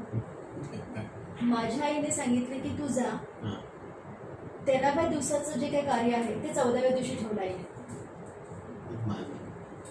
म्हणे तो गेला, त्याला मातृसंस्कार आणि पितृसंस्काराचं विद्यापीठच वेगळं आहे. म्हणजे तो गेला, तो परत नाही येणार, त्याचं दुःख आहे. पण म्हणून तुझ्या आयुष्यातलं हे सुख किंवा आनंद तू घालवू नकोस. तुला त्याचं सगळं बघायचं किंवा करायचं आहे ना, तर तू ये, मी एक दिवस लेट ठेवते. आणि ते तसं केलं आईने. तेव्हा नातेवाईकांचा वगैरे नाही विचार केला की कोण काय म्हणेल. आणि माझ्या आई आणि वडिलांचं माहिती होतं, त्यामुळे फार काही कोणी असं ऑब्जेक्शन किंवा म्हणा असं काही नवीन विचारांचे होते ना दोघं, त्यांनी कृतीतून ते जगले होते, हे सगळ्यांना माहिती असल्यामुळे. आणि मग ते म्हणजे मला दोन्ही गोष्टी मिळवून दिल्या असं मी म्हणेन की असं म्हणजे माझं बॅकग्राऊंड थोडं असं आहे. पण एक गोष्ट तर मानली पाहिजे, म्हणजे सरांनी सुद्धा तुम्हाला नंतर हे सगळे विषय, हो म्हणजे सगळे विषय म्हणण्यापेक्षा आमचं लग्न व्हायच्या आधीच माझं ऑलरेडी इतकं वेल एस्टॅब्लिश होतं की ते म्हणजे हे मला करायला मिळेल का, असं जे आपण एक साधारण 22-23 वर्षी जर विचारला जातो प्रश्न, तसं माझ्या ह्याच्यामध्ये ती केसच लागू होत होती. आणि किरणला हे सगळं माहीत होतं, त्याच्यामुळे किरणकडनं कधीच काही अडचण अशी आली नाही. म्हणजे तो जो सपोर्ट हवा आपल्याला तो पूर्णपणे असतो. नंतर केलं ना तुम्ही PhD वगैरे सगळं लग्नानंतर? नाही, मग लग्नाच्या आधी केलंय मी PhD का? हो. फक्त माझं कन्व्होकेशन जे होतं बरं. ते माझ्या लग्नाच्या लगेच नेक्स्ट इयरला होतं. ओके. हां, 2000 मध्ये माझं लग्न झालं, 2001ला माझं कन्व्होकेशन होतं. बरं. हां, पण माझं PhD त्याच्या आधीच झालेलं. तुमचे कार्यक्रम कुठे कुठे झाले आहेत असे सादरीकरणाचे छान? माझे कार्यक्रम खूप ठिकाणी झालेत. आग्र्याला झालेले आहेत, दिल्लीला झालेले आहेत, अलाहाबादला झालेले आहेत आणि मुंबईला केलेले आहेत मी. आणि आपला खानदेशाचा भाग हा सगळाच आहे. MP मध्ये इंदोरला केलं, रतलामला केलेले आहे, भोपाळला केलेले आहे. आणि सगळ्यात अभिमानाचं म्हणजे माझ्या मुलींना घेऊन मी दुबईला गेलेले आहे आणि तिथल्या महाराष्ट्र मंडळाने आणि त्यांनी आयोजित केलं. हो, आणि अरब एमिरेट्सच्या सांस्कृतिक विभागाने दोघांनी मिळून त्यांनी ऑर्गनाईज केलं होतं. मी त्या कार्यक्रमात मी माझ्या मुलींना घेऊन गेलेले आहे. तुम्ही असे पाया रचला ना आणि जिद्द ठेवली की हो. मी करेन आयुष्यात. म्हणजे कमिटमेंट माझ्या मुलींना जसं मला माझ्या गुरूंनी गाईड केलं हो. की मला टीचिंगमध्ये यायचं आहे तर तू असं कर तसं कर, त्यांनी त्यांच्यापर्यंत बेस्ट मला अगदी. हे केलं. तसंच ती कमिटमेंट मी माझ्यासाठी स्वतःहून बांधून घेते की जसं मला माझ्या गुरूंनी केलेलं आहे. कारण की माझ्या घरामध्ये ती पार्श्वभूमी नाही, माझ्या आईवडिलांना त्याचं ज्ञान नाही, त्याच्यामुळे माझ्या गुरूंनी गाईडलाईन करणं हो. आवश्यक आहे. अगदी. तसं माझ्या मुलींचं पण सेम आहे. त्यांच्या घरात ती पार्श्वभूमी नाही, त्यांना ते काही माहिती नाही, तर मग त्यांना ती मदत करणे किंवा त्यांना त्या पद्धतीने हे सगळं अवेलेबल करून देणं ही माझी जबाबदारी आहे, हे मी बरोबर. मानते. अगदी. आणि म्हणून मी त्या पद्धतीनेच त्या मुलींना डेव्हलप करते. म्हणजे परदेशातला तो एकमेव अनुभव का आणखी काही? आणखी म्हणजे नंतर होत, पण मग ते थोडंसं आर्थिक विषय परत येतो. म्हणजे माझ्याकडे शिकणाऱ्या मुली जनरली खूप अशा मध्यमवर्गीय आहेत. बरं, प्रत्येक बरं. वेळेला परदेशात 100% पैसे ते खर्च करतात असं होत नाही. काही प्रमाणात तुम्हाला खर्च करावा लागतो. बरं. तर त्याच्यामुळे मग ते पुढे पुढे नाही जमलं काहींना. पण आहे माझ्याकडे अजूनही की ज्यांची तयारी असेल म्हटलं कोणी यावं, हां. आपण मॅनेज करू शकतो, आपण जाऊ शकतो अजूनही. बरं. हां, म्हणजे दुबई आणि त्या अमिरातीमध्ये झाल्या हो हो हो हो. आम्ही शारजाला थांबलो होतो, दुबईला परफॉर्म पण केलं आम्ही. हां, आणि ही जी कमिटमेंट आहे ना ही म्हणजे आपण देणं लागतो. तर आपली प्रायोरिटी कसली असली पाहिजे हे माझ्या वडिलांकडनं आलं. म्हणजे हे पण माझ्या आईनेच सांगितलेल्या आठवणी आहेत वडिलांच्या. वडिलांनी कधीच आम्हाला असं सांगितलं नाही की मी असं वागलो, मी तसं वागलेलो आहे. बरोबर. ते त्यांच्यानंतर आईच्या आठवणी बोलण्यातून जे मला कळलेलं की जेव्हा आईने जॉब सुरुवात केली तेव्हा त्या काळामध्ये नाही म्हटलं तरी पाहुणे येणार, मग ते घरातल्या स्त्रीचं पहिलं प्रायोरिटी वगैरे वगैरे अतिथी देवो असायचं. भव म्हणतोच आपण. हो हो. तर माझे वडिलांनी जेव्हा आईची खूप धावपळ व्हायची तर माझ्या वडिलांनी सांगितले की तुझं 10:30ला ऑफिस आहे, तुला घरातून 10:15ला निघावं लागेल. बरोबर. 10:15 पर्यंत तू बेस्ट तुझं जे आहे ते सगळं कर बरोबर. आणि 10:15ला जसं आहे तसं सोडून तू तुझ्या ऑफिसला जा. पाहुणे आलेले असले तरी सुद्धा, कारण ते कर्तव्य महत्वाचं आहे ना. कारण म्हणे तुला तुझ्या कामाचे पैसे मिळतात ते लोक देतात, अर्थात. ते परके, बरोबर. आणि तू तुझ्या कामाच्या बदल्यामध्ये पैसे त्यांच्याकडनं घेते, त्यामुळे तुझी कमिटमेंट आधी तिथे आहे. अगदी खरं. हे आपले पाहुणे जरी असले तरी आपले नातलग आहेत, हे आपलेच आहेत, बरोबर. समजून आपलेच लोक घेतील. बरोबर. त्यांच्याकडनं अपेक्षा ठेवायची नाही ऑफिसमधनं की ते तुला समजून घेतील. नातेवाईकांकडनं अपेक्षा ठेवायची की यांनी आपल्याला समजून घेतलं पाहिजे. तर त्याच्यामुळे तू नातेवाईकांचं प्रेशर न घेता 10:15 तुला बिलकुल आपल्या कर्तव्यामध्ये कसूर ठेवायची नाही, पण 10:15 तू जसं आहे तसं म्हणजे अर्धवट शिजलेलं असेल तसं सोडून तू निघून जा. आणि हे वडिलांच्या प्रमाणे त्याच्यामुळे कुठल्या नातेवाईकांनी कधी हे नाही केलं. म्हणजे नातेवाईकांना वडिलांचा स्वभाव माहिती होता. अगदी जे आहे ते तत्व बोलणारे आणि आचरणात आहे. आणि आईने पण माझ्या कष्टाशी घेतली की थोडं आधी उठून सगळं म्हणजे त्यांच्यावरती भर पडेल असं नाही होऊ दिलं. म्हणजे नवऱ्याने सांगितलंय म्हणून चला अर्धट सोडून गेलेली असं नाही होऊ दिलं, तो भाग वेगळा. पण अशा अनेक गोष्टी आहेत की याच्याने आपण कमिटमेंट केलेली असेल तर ती कशी पूर्ण करावी हे आईच्या बोलण्यातून माझ्या वडिलांच्या याच्यातून जाणवतं. पण या आई वडिलांचा हा जो संस्कार आहे ना, आणि म्हणजे वेगळे लहान मोठे छोटे मोठे प्रसंग असतात, काही मोठ्या घटना असतात, याचीच गुंफट करून तर एक छान पुस्तक होईल. मला तर असं वाटायला लागेल. हो, कारण असा विषय कधी निघत नसेल, क्वचित कधीतरी क्वचितच, या सगळ्या क्वचितच. गोष्टी. पण या संवादाच्या निमित्तानं हे जे कोणी पालक पाहतील किंवा विद्यार्थी पाहतील ही मुलाखत, आणि वेगवेगळ्या क्षेत्रातली मोठी माणसे पाहतील, त्या सगळ्यांना हे अनोखं आहे, छान वाटेल हे सगळं पाहताना. हो. कारण आपलं कार्यक्षेत्र एकतर जे असतं ते पूर्णपणे भिन्न आहे, ते वेगळं आहे, ते जनरल नसतं कोणाचं. कमी लोक या क्षेत्राकडे वळतात. किंवा आवड म्हणून काही जण करतात आणि नंतर सोडूनही देतात किंवा त्यांचा नाईलाज असतो की राहून जातं त्यांच्याकडून. पण इतके वर्ष 25-30 वर्ष नेटानं ते सगळं करणं आणि त्यात गुड जे जास्तीत जास्त चांगलं आहे ते देत राहणं. हो, हा एक विषय आहे. मला एक प्रश्न असा विचारायचा आहे तुम्हाला की आमचे एक मित्र म्हणतात ते कला क्षेत्रातील नामांकित आहेत खूप आणि अभ्यासू आहेत, रसिक आहेत, जाणकार आहेत. त्यांचं म्हणणं असं असतं की मला काही म्हणाले की बाकीच्या सगळ्याच्या कला आहेत ना त्यापेक्षा नृत्य कला क्रमांक 1 वर वाटते. म्हटलं अहो असं का म्हणता तुम्ही, तुम्हाला कदाचित त्यांना फार छान आवडतात सगळे नृत्य. नाही, त्यांचं म्हणणं असं आहे की माणूस त्यातून जास्त चांगल्या पद्धतीने व्यक्त होतो आणि त्याची मानसिकता अधिक छान राहते असं मला वाटतं म्हणाले. तुम्हाला काय वाटतं? त्यांचं म्हणणं बरोबर आहे का? त्यांचं म्हणणं बरोबर आहे. हां. पण मुळात कोणतीही कला ही माणसाला समृद्ध करणारी आणि समाधान देणारीच असते.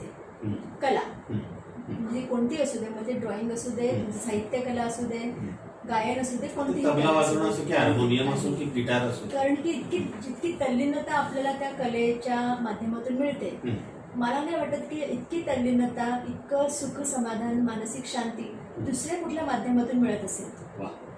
माझ्या मैत्रिणी म्हणतात म्हणजे की आम्ही जेलस करतो म्हणतो तुझ्यावरती, कारण आम्ही आमचं काम करून थकतो, मानसिक तणाव येतो आमच्यावरती.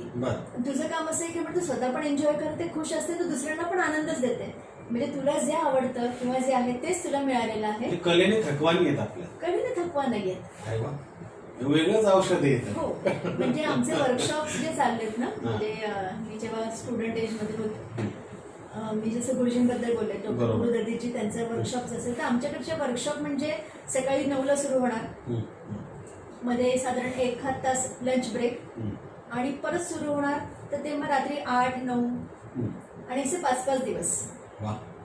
आणि म्हणजे माझ्या बाबतीमध्ये वैयक्तिक माझ्या बाबतीमध्ये बोलायचं झालं तर मी पूर्ण वेळ घुंगरू बांधून समोर उभी राहणार. सकाळी 9 ते 1, 1:30-2 म्हणूया, मध्ये तो एक अर्धा तासाचा 1 तासाचा ब्रेक, की परत घुंगरू बांधून रात्री 8-9 वाजेपर्यंत आणि असं सगळं 5 दिवस. पण मला कुठं असं नाही वाटलं की मी खूप थकले आता, बस म्हणजे आता आपण आज नको, हां, किंवा पुढचं वर्कशॉप आलं तर नको करूया, असं कधीच नाही वाटलं. मग ते जे आहे की शारीरिक थकवा जरी येत असेल तरी तो जो मानसिक आनंद जो असतो तो तुम्हाला तो शारीरिक थकवा जाणवू देत नाही. त्याच्यातून जी ऊर्जा तुम्हाला मिळत राहते ती आपोआप तुमच्या शारीरिक थकव्याचं शमन करत राहते की तुम्ही थकतच नाही, असं मला वाटतं. तुम्ही काय अशा इतरही नृत्य करणाऱ्या नामांकित व्यक्तींचे परफॉर्मन्स पाहिले असतील की जे अविस्मरणीय की तुमच्या मनात कायमचे कोरले गेले, असे काही 2-4 उदाहरणं द्या ना प्लीज. आहेत ना, म्हणजे मी मगाशी म्हटलं माझे जे गुरुजन आहेत, गुरुदत्तीजी, त्यांचं 81 वर्ष जे केलं त्यांनी आत्ता मागच्या वर्षी म्हणजे मागच्या वर्षी 81व्या वर्षी त्यांनी परफॉर्म केलेले स्टेजवरती. रामायणातला तो खेवट प्रसंग जो आहे तो त्यांनी परफॉर्म केलाय. एवढी शारीरिक क्षमता सगळं आहे त्यांनी. आपण म्हणजे मी असं म्हणते की मी तर टिकणारच नाही 81 वर्षापर्यंत, इतकं नाही टिकणार नाही. तसेच असं घुंगरू बांधून की स्टेजवरती उभी राहू शकेन बिलकुल वाटत नाही. पण त्यांनी काय त्यांचे ते अभिनय होता आणि काय त्यांचे ते एक्सप्रेशन्स होते. शारीरिक क्षमता पहिल्यापेक्षा कमी होणारच, ते खूप साहजिक वयानुसार. हां, पण 81व्या वर्षी सुद्धा घुंगरू बांधून स्टेजवरती येणे आणि तो अख्खा प्रसंग तुमच्या अभिनयातून तुमच्या बॉडी लाईन मधनं तो दाखवणे, हे किती ग्रेट काम असू शकेल. म्हणजे ते मी म्हणजे जवळजवळ त्या ऑडिटोरियममध्ये सगळेच असतील, पण मी तिथे गळागळा रडत होते ते बघून. आपण तादात्म्य पावतो, एकरूप होतो त्या विचार करायला लागतो की आपले गुरु या वयात पण इतकं सुंदर सादरीकरण करू शकतात. खूप सुंदर.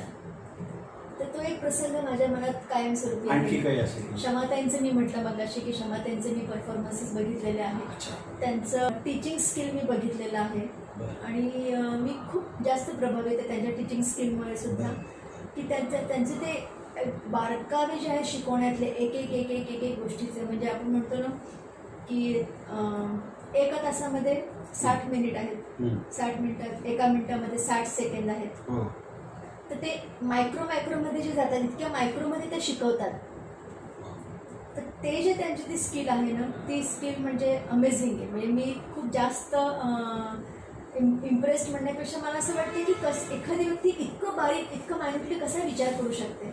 साधारण आपण असा हात सांगितला तर असा करतो, पण याच्यातून पण प्रत्येक फ्रॅक्शनला त्या हाताची पोझिशन कशी असावी इतकं मायन्युटली कोण विचार करू शकतं. तर मी त्यांना बघितलं विचार करताना. फार सूक्ष्म ते सूक्ष्म खूपच टिकतात आहे हो, बरोबर. हो. ते स्पंदन आहे. अगदी. आणि तसंच मी महाराजींना बघितलंय, बिरजू महाराजींना. त्यांचा परफॉर्मन्स मी असं समोर 2-3 का? वेळा बघितलाय. हो. त्यांचे वर्कशॉप्स पण मी अटेंड केलेले, अगदी असे समोर संवाद साधला. संवाद अगदी. भाग्य हो या. आंतरराष्ट्रीय ख्यातीचं हो व्यक्तिमत्व आहे ते. हो. भारतात आणि नाव- इथे जेव्हा ते आले होते बालगंधर्व संगीत महोत्सवात हो आले हो होते, हो.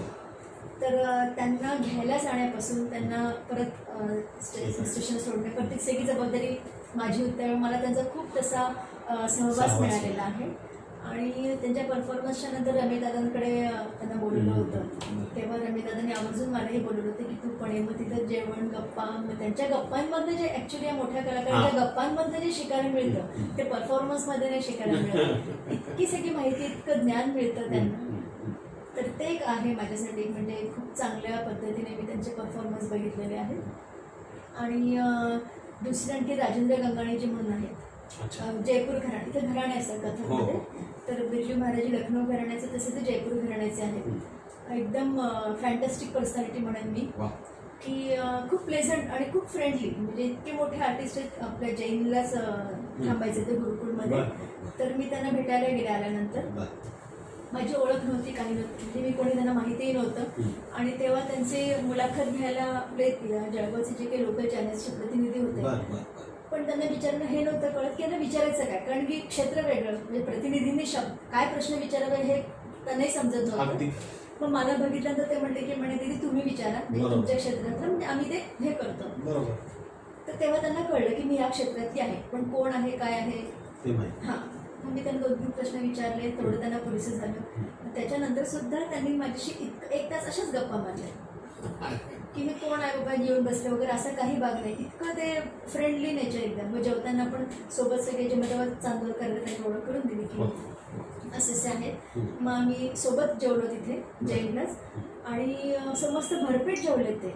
आणि त्याच्यानंतर आम्ही त्यांच्या रूमवरती गेलो आणि घुंगरू बांधून त्यांनी 2 तास रियाज केला. म्हणजे मी असा विचार करते की जनरली आर्टिस्ट कसं की आता रियाज करायचा तर आपण जरा खाण्यापिण्याचं म्हणजे एक सर्वसामान्य असतं. तर त्या व्यक्तीच्या एकंदर बॉडी लँग्वेजवरनं कुठे असं वाटलं नाही की ते जस्ट जेवण करून आले असतील आणि असं जरा सुस्तावलेलं, असं काहीच नाही. इतका उत्साह त्यांच्यामध्ये आणि इतक्या उमेदीने आणि इतक्या एनर्जीने त्यांनी रियाज केला. परफॉर्मन्स वेगळाच होता. म्हणजे जनरली आपण परफॉर्मन्सचा रियाज करतो, त्यांनी असंच रियाज केला. पहिला विचार आपण ये करेंगे वो करेंगे असं केलं, आणि परफॉर्मन्सच्या वेळेला त्यांनी वेगळंच काहीतरी परफॉर्म केलं. तर ते पण बघणं अप्रतिम होतं आणि परफॉर्मन्स बघणं पण अप्रतिम होतं. कलावंत वेगळाच असतो. कलावंत मूड असतो शेवटी तो. तुम्हाला काय वाटतं की कलावंत आणि सामान्य माणसात मूलभूत फरक काय जाणवतो तुम्हाला? म्हणजे मला काही व्यक्तिगत नाही म्हणायचंय की स्वतः संदर्भातच, पण जनरली तुम्ही जे पाहता त्यातून वेगळा असतोच का कलावंत?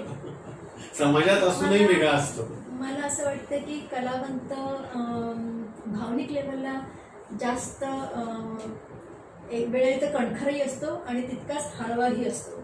म्हणजे आपण जे संवेदना ज्या म्हणतो की कोणत्याही बाबतीतल्या, त्या मला असं वाटतं की कलावंतामध्ये जास्त असतात. अच्छा. म्हणजे एखाद्या गोष्टीचा प्रभाव कलावंताच्या मानसिकतेवरती लवकर आणि जास्त प्रमाणात पडतो असं मला वाटतं. त्याच्यामुळे म्हणजे सगळ्या ह्याच्यातून तुम्हाला इमोशन दाखवायचे असतात. मग तो गायक असला तरी, तो नर्तक असला तरीही, की तुम्हाला प्रेमही दाखवायचं आहे, तुम्हाला रागही दाखवायचा आहे, तुम्हाला दुःखही दाखवायचं आहे, हे सगळं करायचं आहे. तर तुम्हाला त्या भावना तुमच्यामध्ये असल्या तरच तुम्ही एक्सप्रेस करू शकता. तुम्ही जर ड्राय असाल, खूप जास्त प्रॅक्टिकलच असाल, तर तुम्हाला त्या संवेदना तितक्याच तरळपणे दाखवता येतीलच असं नाही, असं मला वाटतं. अच्छा. म्हणजे तुमच्या संवेदनशील व्यक्तिमत्वाची सगळी छाप त्यातून दिसून येते. ते आतून येतं. हो. हे सगळं येतं कुठून? हो. हे आतून येतं. आणि समाजाप्रती जे आपण म्हणतो ना की एक अवेअरनेस म्हणा किंवा जागरूकता आहे. कारण की शेवटी कलाकाराला स्टेजवरती बघणाऱ्या समोर शेकडो लोक बसलेले असतात. तुमच्या प्रत्येक एक्सप्रेशनवरनं, तुमच्या प्रत्येक मुवमेंटमधनं तुम्ही कसे आहात हे नकळत प्रेक्षकांपर्यंत ती गोष्ट जात असते. तुमचं एकंदर वावर कसं आहे, त्याच्यावरनं प्रत्येक व्यक्ती तुम्हाला त्यांच्या क्षमतेनुसार जज करत असते. बरोबर. म्हणजे मी एखाद्या वेळेला जर मी माझ्यावरनं म्हणते की मी स्पष्ट बोलते, तर एखादी व्यक्ती मला म्हणाल की ही स्पष्ट व्यक्ती आहे, एखादी म्हणाल की नाही ही खूपच ॲटिट्यूड आहे, एखादी म्हणाल की ही उद्धट आहे फार. तर ते प्रत्येक जण त्याच्या क्षमतेनुसार आणि त्याच्या वैचारिक बैठकीनुसार तुम्हाला जज करत असतात. आकलन जेवढं होईल त्याला ते. त्यामुळे मला असं वाटतं की कलाकारामध्ये तो अवेअरनेस किंवा ती संवेदना पण असणं आवश्यक असतं की खोटं न वागता, म्हणजे केवळ लोकांना दाखवण्यासाठी आम्ही खूप चांगले आहोत असा डुप्लिकेट असं न वागता तुमचं कोणाचं जे चांगलं आहे ते तुम्ही लोकांसमोर आणा. आणि शेवटी तुम्ही पण माणूस आहात, तुमच्यामध्ये पण काही अवगुण असतील, 100% असतील. माणूस म्हटलं की तो माणूस आला, आहे. विकारी आहे, विचारी आहे, बरोबर. त्याला त्या भावना आहे. अवगुणातून तुम्हाला स्वतःला बाहेर काढता येणं जितकं शक्य असेल तितकं तुम्ही काढावं. कारण ते माझं असं मत आहे की ते तुमचं एका प्रकारचं तुमचं ते नैतिक कर्तव्य आहे. आता माझ्या बाबतीमध्ये जर मी असं म्हटलं की मला माझ्या मुली फॉलो करत असतात. माझ्या मुली जसं आपली गुरु कशी पाहतात, हो, जसा सगळ्या गुरूंचा माझ्यावरती प्रभाव आहे तसं माझा माझ्या मुलींवरती प्रभाव असेल. तर माझ्यातले जे अवगुण आहेत, जे मला कळले, जे मला कळलेच नाही तो भाग सोडून देऊया, पण जे मला कळले की माझ्यात हा अवगुण आहे, तर तो अवगुण दुरुस्त करणं ही माझी नैतिक जबाबदारी आहे. त्याला आत्मपरीक्षण करणारा पाहिजे ना माणूस. कलावंत असतो आत्मपरीक्षण करणारा असं मला वाटतं. कारण की एका प्रेझेंटेशनच्या नंतर आम्ही विचार करतो की आपण याच्यात आणखीन काही वेगळं करू शकलो असतो का, कारण की अरे हे आपण अशा पद्धतीने केलं, मग ते तसं केलं असतं तर का, हे आत्मपरीक्षणच झालं. त्यामुळे त्याच्यातून हे पण आत्मपरीक्षण होत असतं. स्वतःकडे अलिप्तपणे तो पाहतो ना त्यामुळे. हो, म्हणजे ते काही प्रमाणात का होईना प्रत्येक कलाकारामध्ये ते असतं. 100% असतं असं मी म्हणणार नाही, पण प्रत्येकाचे पर्सेंटेज कदाचित वेगळे असू शकतात. म्हणजे आपल्याच प्रतिकृतीमध्ये सतत प्रेमात पडलं तर तुमच्यामध्ये पुढची इम्प्रूव्हमेंट होणारच नाही. सुंदर. म्हणजे मी जे केलं ते छानच आहे, मग मी पुढे छान काय करणार, हे छानच झालं. अगदी खरं. ते विद्यार्थी पण संपतं ना. हो. त्याच्यामुळे मला असं वाटतं की आपण आत्मपरीक्षण करणे किंवा मी माझा गुरुपौर्णिमेचा प्रोग्राम झाल्यानंतर खूप लोक मला कॉम्प्लिमेंट देतात वगैरे. ते त्या रात्रीच्या नंतर मी घरी गेल्यानंतर मी विचारते की आज हे चुकलं. मला माहीत असतं की तिथं काय काय चुकलेलं आहे किंवा माझ्या मुलींनी शिकवल्यापेक्षा किंवा सेटिंगपेक्षा काहीतरी वेगळं केलेलं आहे, तर ते काय केलेलं आहे हे माझ्या डोक्यात असतं. मग त्याच्या 1-2 दिवसांनी मी त्या मुलींना बोलून सांगते की कौतुक सोडून द्या, हे तुमचं चुकलं, त्याचा विचार करा. हे तुम्ही विचार करा तर ते परफेक्शन येईल. मग असं करत करत ते आत्मपरीक्षण माझ्या मुली पण आजकाल करतात. म्हणजे त्यांच्या परफॉर्मन्सनंतर मी प्रतिकीकडनं विचारते की मला सांगा, तुमचं स्वतःचं मला लिहून द्या की तुम्ही काय चुकलं याच्यामध्ये किंवा तुम्ही याच्यापेक्षा वेगळं काय करू शकला असतात. तर ते त्यांचा पण आपोआप ती सवय व्हायला लागली की ते स्वतःचं आत्मपरीक्षण करतात की दीदी आमचं असं चुकलं होतं, आम्ही असं ठरवलं होतं पण ते नाही झालं वगैरे वगैरे. तर ते असं मला वाटतं की ही आपली आपली नैतिक जबाबदारी आहे. आपल्यातले अवगुण आपल्याला कळल्यानंतर त्याच्यातून आपण बाहेर निघणं, जेणेकरून आपल्याला फॉलो करणारे पण त्या गोष्टीला फॉलो करू शकतात. ते भावांजली हा जो परिवर्तनचा झाला होता महोत्सव, कार्यक्रम सगळा कृतज्ञतापर, तर त्यात आपण आपल्या विद्यार्थिनींनी काही कार्यक्रम सादर केला होता, परफॉर्मन्स फार सुंदर झाला होता आणि सगळ्यांच्या कॉम्प्लिमेंट्स आपल्याला सगळे प्रेक्षक भेटत होते आणि ते मी ऐकलंय, सगळं जवळून ते पाहिलंय. आणि त्यावेळी पण माझ्या मनात यायचं की आपल्या एकूण या सगळ्या वेगळ्या कार्यक्षेत्राबाबत एखादं पुस्तक असलं पाहिजे.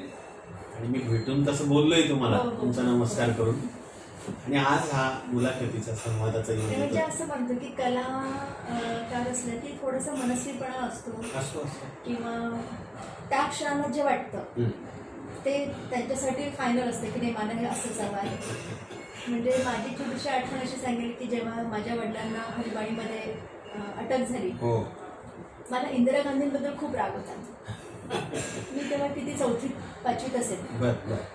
राजकारण मला माहित होतं, पण माझ्या वडिलांना अटक केली, मला ह्या गोष्टीचा राग होता. मग कोणी गेली म्हणजे कोणी आणलं तर इंदिरा गांधी. त्यामुळे इंदिरा गांधी माझ्यासाठी आपण म्हणूया की अत्यंत दुष्ट व्यक्ती वगैरे असं सगळं असं होतं.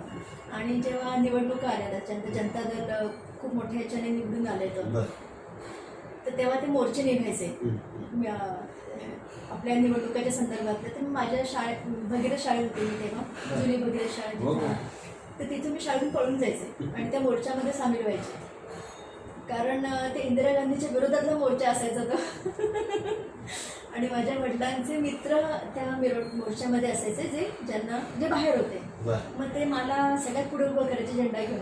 सगळ्यात छोटी होते मी आणि त्या मोर्चामध्ये सगळ्यात पुढे, आणि माझे जेव्हा सगळे शिक्षक असे गॅलरीमध्ये उभे असायचे आणि बघत असायचे की शाळेतून पळून गेलेली आहे. पण मला शाळेतून पण कधी असं हे नाही केलं की तू का पळून जाते किंवा काय. ही प्रखरता तुमच्यात आधीपासून आहे, म्हणजे की स्वतः निर्णय घेऊन पुढे उभं राहणं. कारण की शाळेतून मला जाऊ दे देणार नाही, तर ते मी कुठून ते माझं दप्तर सगळं शाळेमध्येच असायचं आणि मी पळून जायचे. आणि मग त्या मोर्चा आणि मी त्या शिक्षकांकडे बघत जायचे. पण मी त्या मोर्चा एकही मोर्चा मला असं आठवत नाही, जेवढे मला माहिती आहे की मी एकही मोर्चा टाळला नाही. प्रत्येक मोर्चामध्ये मी गेले, का तर तो इंदिरा गांधींच्या विरोधातला असायचा. एक मला मुलाखतीच्या सांगतेत एक प्रश्न असं विचारायचा की रोटरीची एक मोठी वेगळी जबाबदारी आपल्याकडे आता आली, त्याचं स्वरूप थोडं आम्हाला समजून सांगा आणि आपली पुढची ध्येय उद्दिष्ट साधारणतः जे काही तुम्ही रूपरेषा आखत असाल त्याविषयी आपण. रोटरी गेल्या 14 वर्षापासून मी रोटरीमध्ये आहे. बरं. हे माझं 14वं वर्ष आहे. अच्छा. आणि आधी म्हणजे मी वेगवेगळ्या कमिटी सांभाळलेल्या आहेत रोटरीमध्ये. वेगवेगळ्या कमिटींवरती मी कामं केलेली आहेत आणि ह्या वर्षी मी आता ह्या वर्षाची प्रेसिडेंट आहे रोटरीची. तर ती रोटरीची एक वेगळी मजा आहे. म्हणजे एक इम्प्रेशन रोटरीबद्दल असंही म्हटलं जाते की ते सगळं थोडंसं क्रीमी लेअर किंवा व्हाईट कलर लोकांचं आहे, पण तसं नाही आहे खरं तर. सुरुवातीला मलाही असं वाटायचं, म्हणजे मी कन्फ्युज करते की मला असं वाटायचं की नाही हे आपला क्लास नाही येतो असं. पण आता जसं जसं मी त्याच्यात मिक्स व्हायला लागले आहे तर ते समजायला लागले की तसं नाही आहे. सगळ्या प्रकारचे आहेत आणि मानसिकता किंवा वेगळे मानसिकता असलेल्या व्यक्ती सगळ्या क्षेत्रांमध्ये तुम्हाला प्रत्येक ठिकाणी, म्हणजे चांगलं पण म्हणा वाईट पण म्हणा, जे काय ते प्रत्येक ठिकाणी आहे. त्याच्यामुळे हेच एक असं आहे आणि एक ते तसं असं जज करणं चुकीचं आहे. आणि ज्यांना थोडी समाजाची आवड आहे म्हणावं तर मला आहे, कारण की माझं बालपण पण सेवादलामध्ये गेलेलं आहे. तर मला जर एखाद्या समाजासाठी एखादी गोष्ट करायची असेल तर माझ्या वैयक्तिक पातळीवरती मी फार नाही करू शकत. म्हणजे मला सपोज काही खर्च करायचा, माझी जेवढी कॅपॅसिटी आहे, माझी क्षमता, सपोज 1000 रुपयेच खर्च करायचे असेल तर मी 1000 रुपयाच्या वरती नाही खर्च करू शकत. तेच रोटरीच्या माध्यमातून 10 लोक गोळा झाले की 10,000 गोळा होतात आणि आपण एक जरा मोठं काम करू शकतो. हे माझ्या लक्षात यायला लागलं की आपण अशा पद्धतीने रोटरीमधून आपण हे काम करू शकतो, जे मला समाजाप्रती नेहमी करायची इच्छा असते. तर ते मला ह्यावर्षी म्हणजे माझं काय म्हणतो ध्येयच आहे की रोटरीच्या माध्यमातून शक्य असेल तितकं समाजासाठी किंवा समाजातल्या पीडित लोकांसाठी किंवा जे निम्नस्तरीय लोकांसाठी जे काही करू शकत असो आपण. एक तर बेसिकली एज्युकेशनवरती माझा फोकस आहे. शैक्षणिकदृष्ट्या जे मागासलेले आहेत त्यांच्यासाठी आपण रोटरीच्या माध्यमातून ते करू शकत असू तर ते मला करायची इच्छा आहे. आणि सध्या आम्ही एक वेगळी कमिटी केली कोविडची, तर त्या अनुषंगाने त्याच्यात काही करता येईल तर तो माझा एक प्रयत्न आहे. साधारण 3-1 वर्ष असतं एक नाही, प्रत्येकाचं एक वर्ष असतो. हो, पण सपोज असं वाटलं की माझा मागच्या वर्षीच्या प्रेसिडेंटने जे काही एखादा प्रोजेक्ट हाती घेतलेला आहे तो जर चांगला आहे तर तो मी कंटिन्यू करू शकते. त्याच्यामुळे एखादा चांगला प्रोजेक्ट असा कायमस्वरूपी पण कंटिन्यू होऊ शकतो. जसं आम्ही शाळेचं साहित्य वाटप करतो ते दरवर्षी करतो. एक स्कूल आम्ही अडॉप्ट केलेली आहे, कानडची झेडपीची स्कूल आहे मुलींची. तर तिथं आम्ही त्या स्कूलची डेव्हलपमेंट आम्ही पूर्ण करतो जशी शक्य. प्रत्येक प्रेसिडेंट त्याच्या टॅनरमध्ये काहीतरी एक वेगळी डेव्हलपमेंट करून देतो. तसेच जळका तांडा म्हणून आहेत तर तिथली पण शाळेचे आम्ही तशीच हे करतो. तर अशा काही गोष्टी मी रोटरीच्या माध्यमातून करायचा प्रयत्न करतो. आपल्या आजच्या या सगळ्या संवादात एकूण आपल्या व्यक्तिमत्वाची जडणघडण आम्हाला समजली आणि कला क्षेत्रातील पूर्णतः वेगळ्या प्रकारची वाटचाल, नृत्याच्या क्षेत्रातली विद्यार्थिनी म्हणून, गुरु म्हणून, किंबहुना त्याही पलीकडे जाऊन MCOMच्या स्टुडंट असतानाही MA नृत्य, नंतर PhD नृत्यात आणि वेगवेगळ्या ठिकाणी परफॉर्मन्स, आणि तसे परफॉर्मन्स आपल्या विद्यार्थिनींनी करावे. मला असं वाटतं की संपूर्ण आयुष्याची वाटचाल आपली विचारात घेतली तर आपल्याकडून खरोखर आमच्यासारख्या विद्यार्थ्यांना शिकण्यासारखं आहे. आणि आपलं मार्गदर्शन, आपला सहवास अनेक विद्यार्थ्यांना या क्षेत्रात पुढेही अनेक वर्ष लाभत राहतो. आणि हे जे जीवनमूल्य आपण जपलं आहे, कृतज्ञता जपली, तीही त्या विद्यार्थ्यांनी संस्काराचा वसा आणि वारसा म्हणून उचलावी हीच एक सद्भावना या निमित्तानं व्यक्त करायची वाटते. आपण एवढ्या सगळ्या आपल्या कामाच्या व्यापातून या सुसंवादासाठी वेगळा वेळ राखीव ठेवला याबद्दल मी कृतज्ञता व्यक्त करतो. थँक्यू त्याच्यासाठी. पण मला सुद्धा एक छान म्हणजे काय म्हणतो आपण एक प्लॅटफॉर्म मिळाला की ज्या गोष्टी माझ्या बालपणाशी रिलेटेड आहेत की त्या साधारणपणे असं ना मला कधी विचारल्या गेल्या त्याच्यामधनं कधी सांगितल्या गेल्या. तर ह्या निमित्ताने मला असं वाटतं की ती संधी तुम्ही मला उपलब्ध करून दिली. माझ्या आईवडिलांनी जे माझ्यासाठी केलं त्यांच्याबद्दलची कृतज्ञता मी त्या निमित्ताने मी व्यक्त करू शकले आहे. त्याच्यासाठी तुमचेही आभार. एवढं माझी एक विनंती राहील की आपण या विषयावर जरूर पुस्तकासाठी प्रयत्न करावा. नक्की. आपल्याला त्या संदर्भात किती म्हणजे योग्य वाटतं की अयोग्य हा पुन्हा वेगळा विषय, पण एक दस्तऐवज असतं ते एक. हो.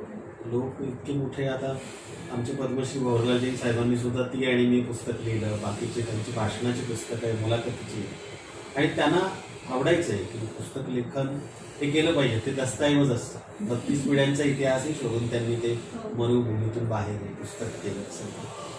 म्हणून मला असं वाटतं की दस्तऐवज आहे आपल्यासाठी, छान डॉक्युमेंट आहे मोठं. जरूर आपण पुस्तक करावं. नक्की नक्की प्रयत्न करा. या क्षेत्रातला एक विद्यार्थी म्हणून मी विनंती. तुमचं मार्गदर्शन लागेल मला. माझं पूर्ण सहकार्य, पूर्ण सहकार्य. थँक्यू. थँक्यू.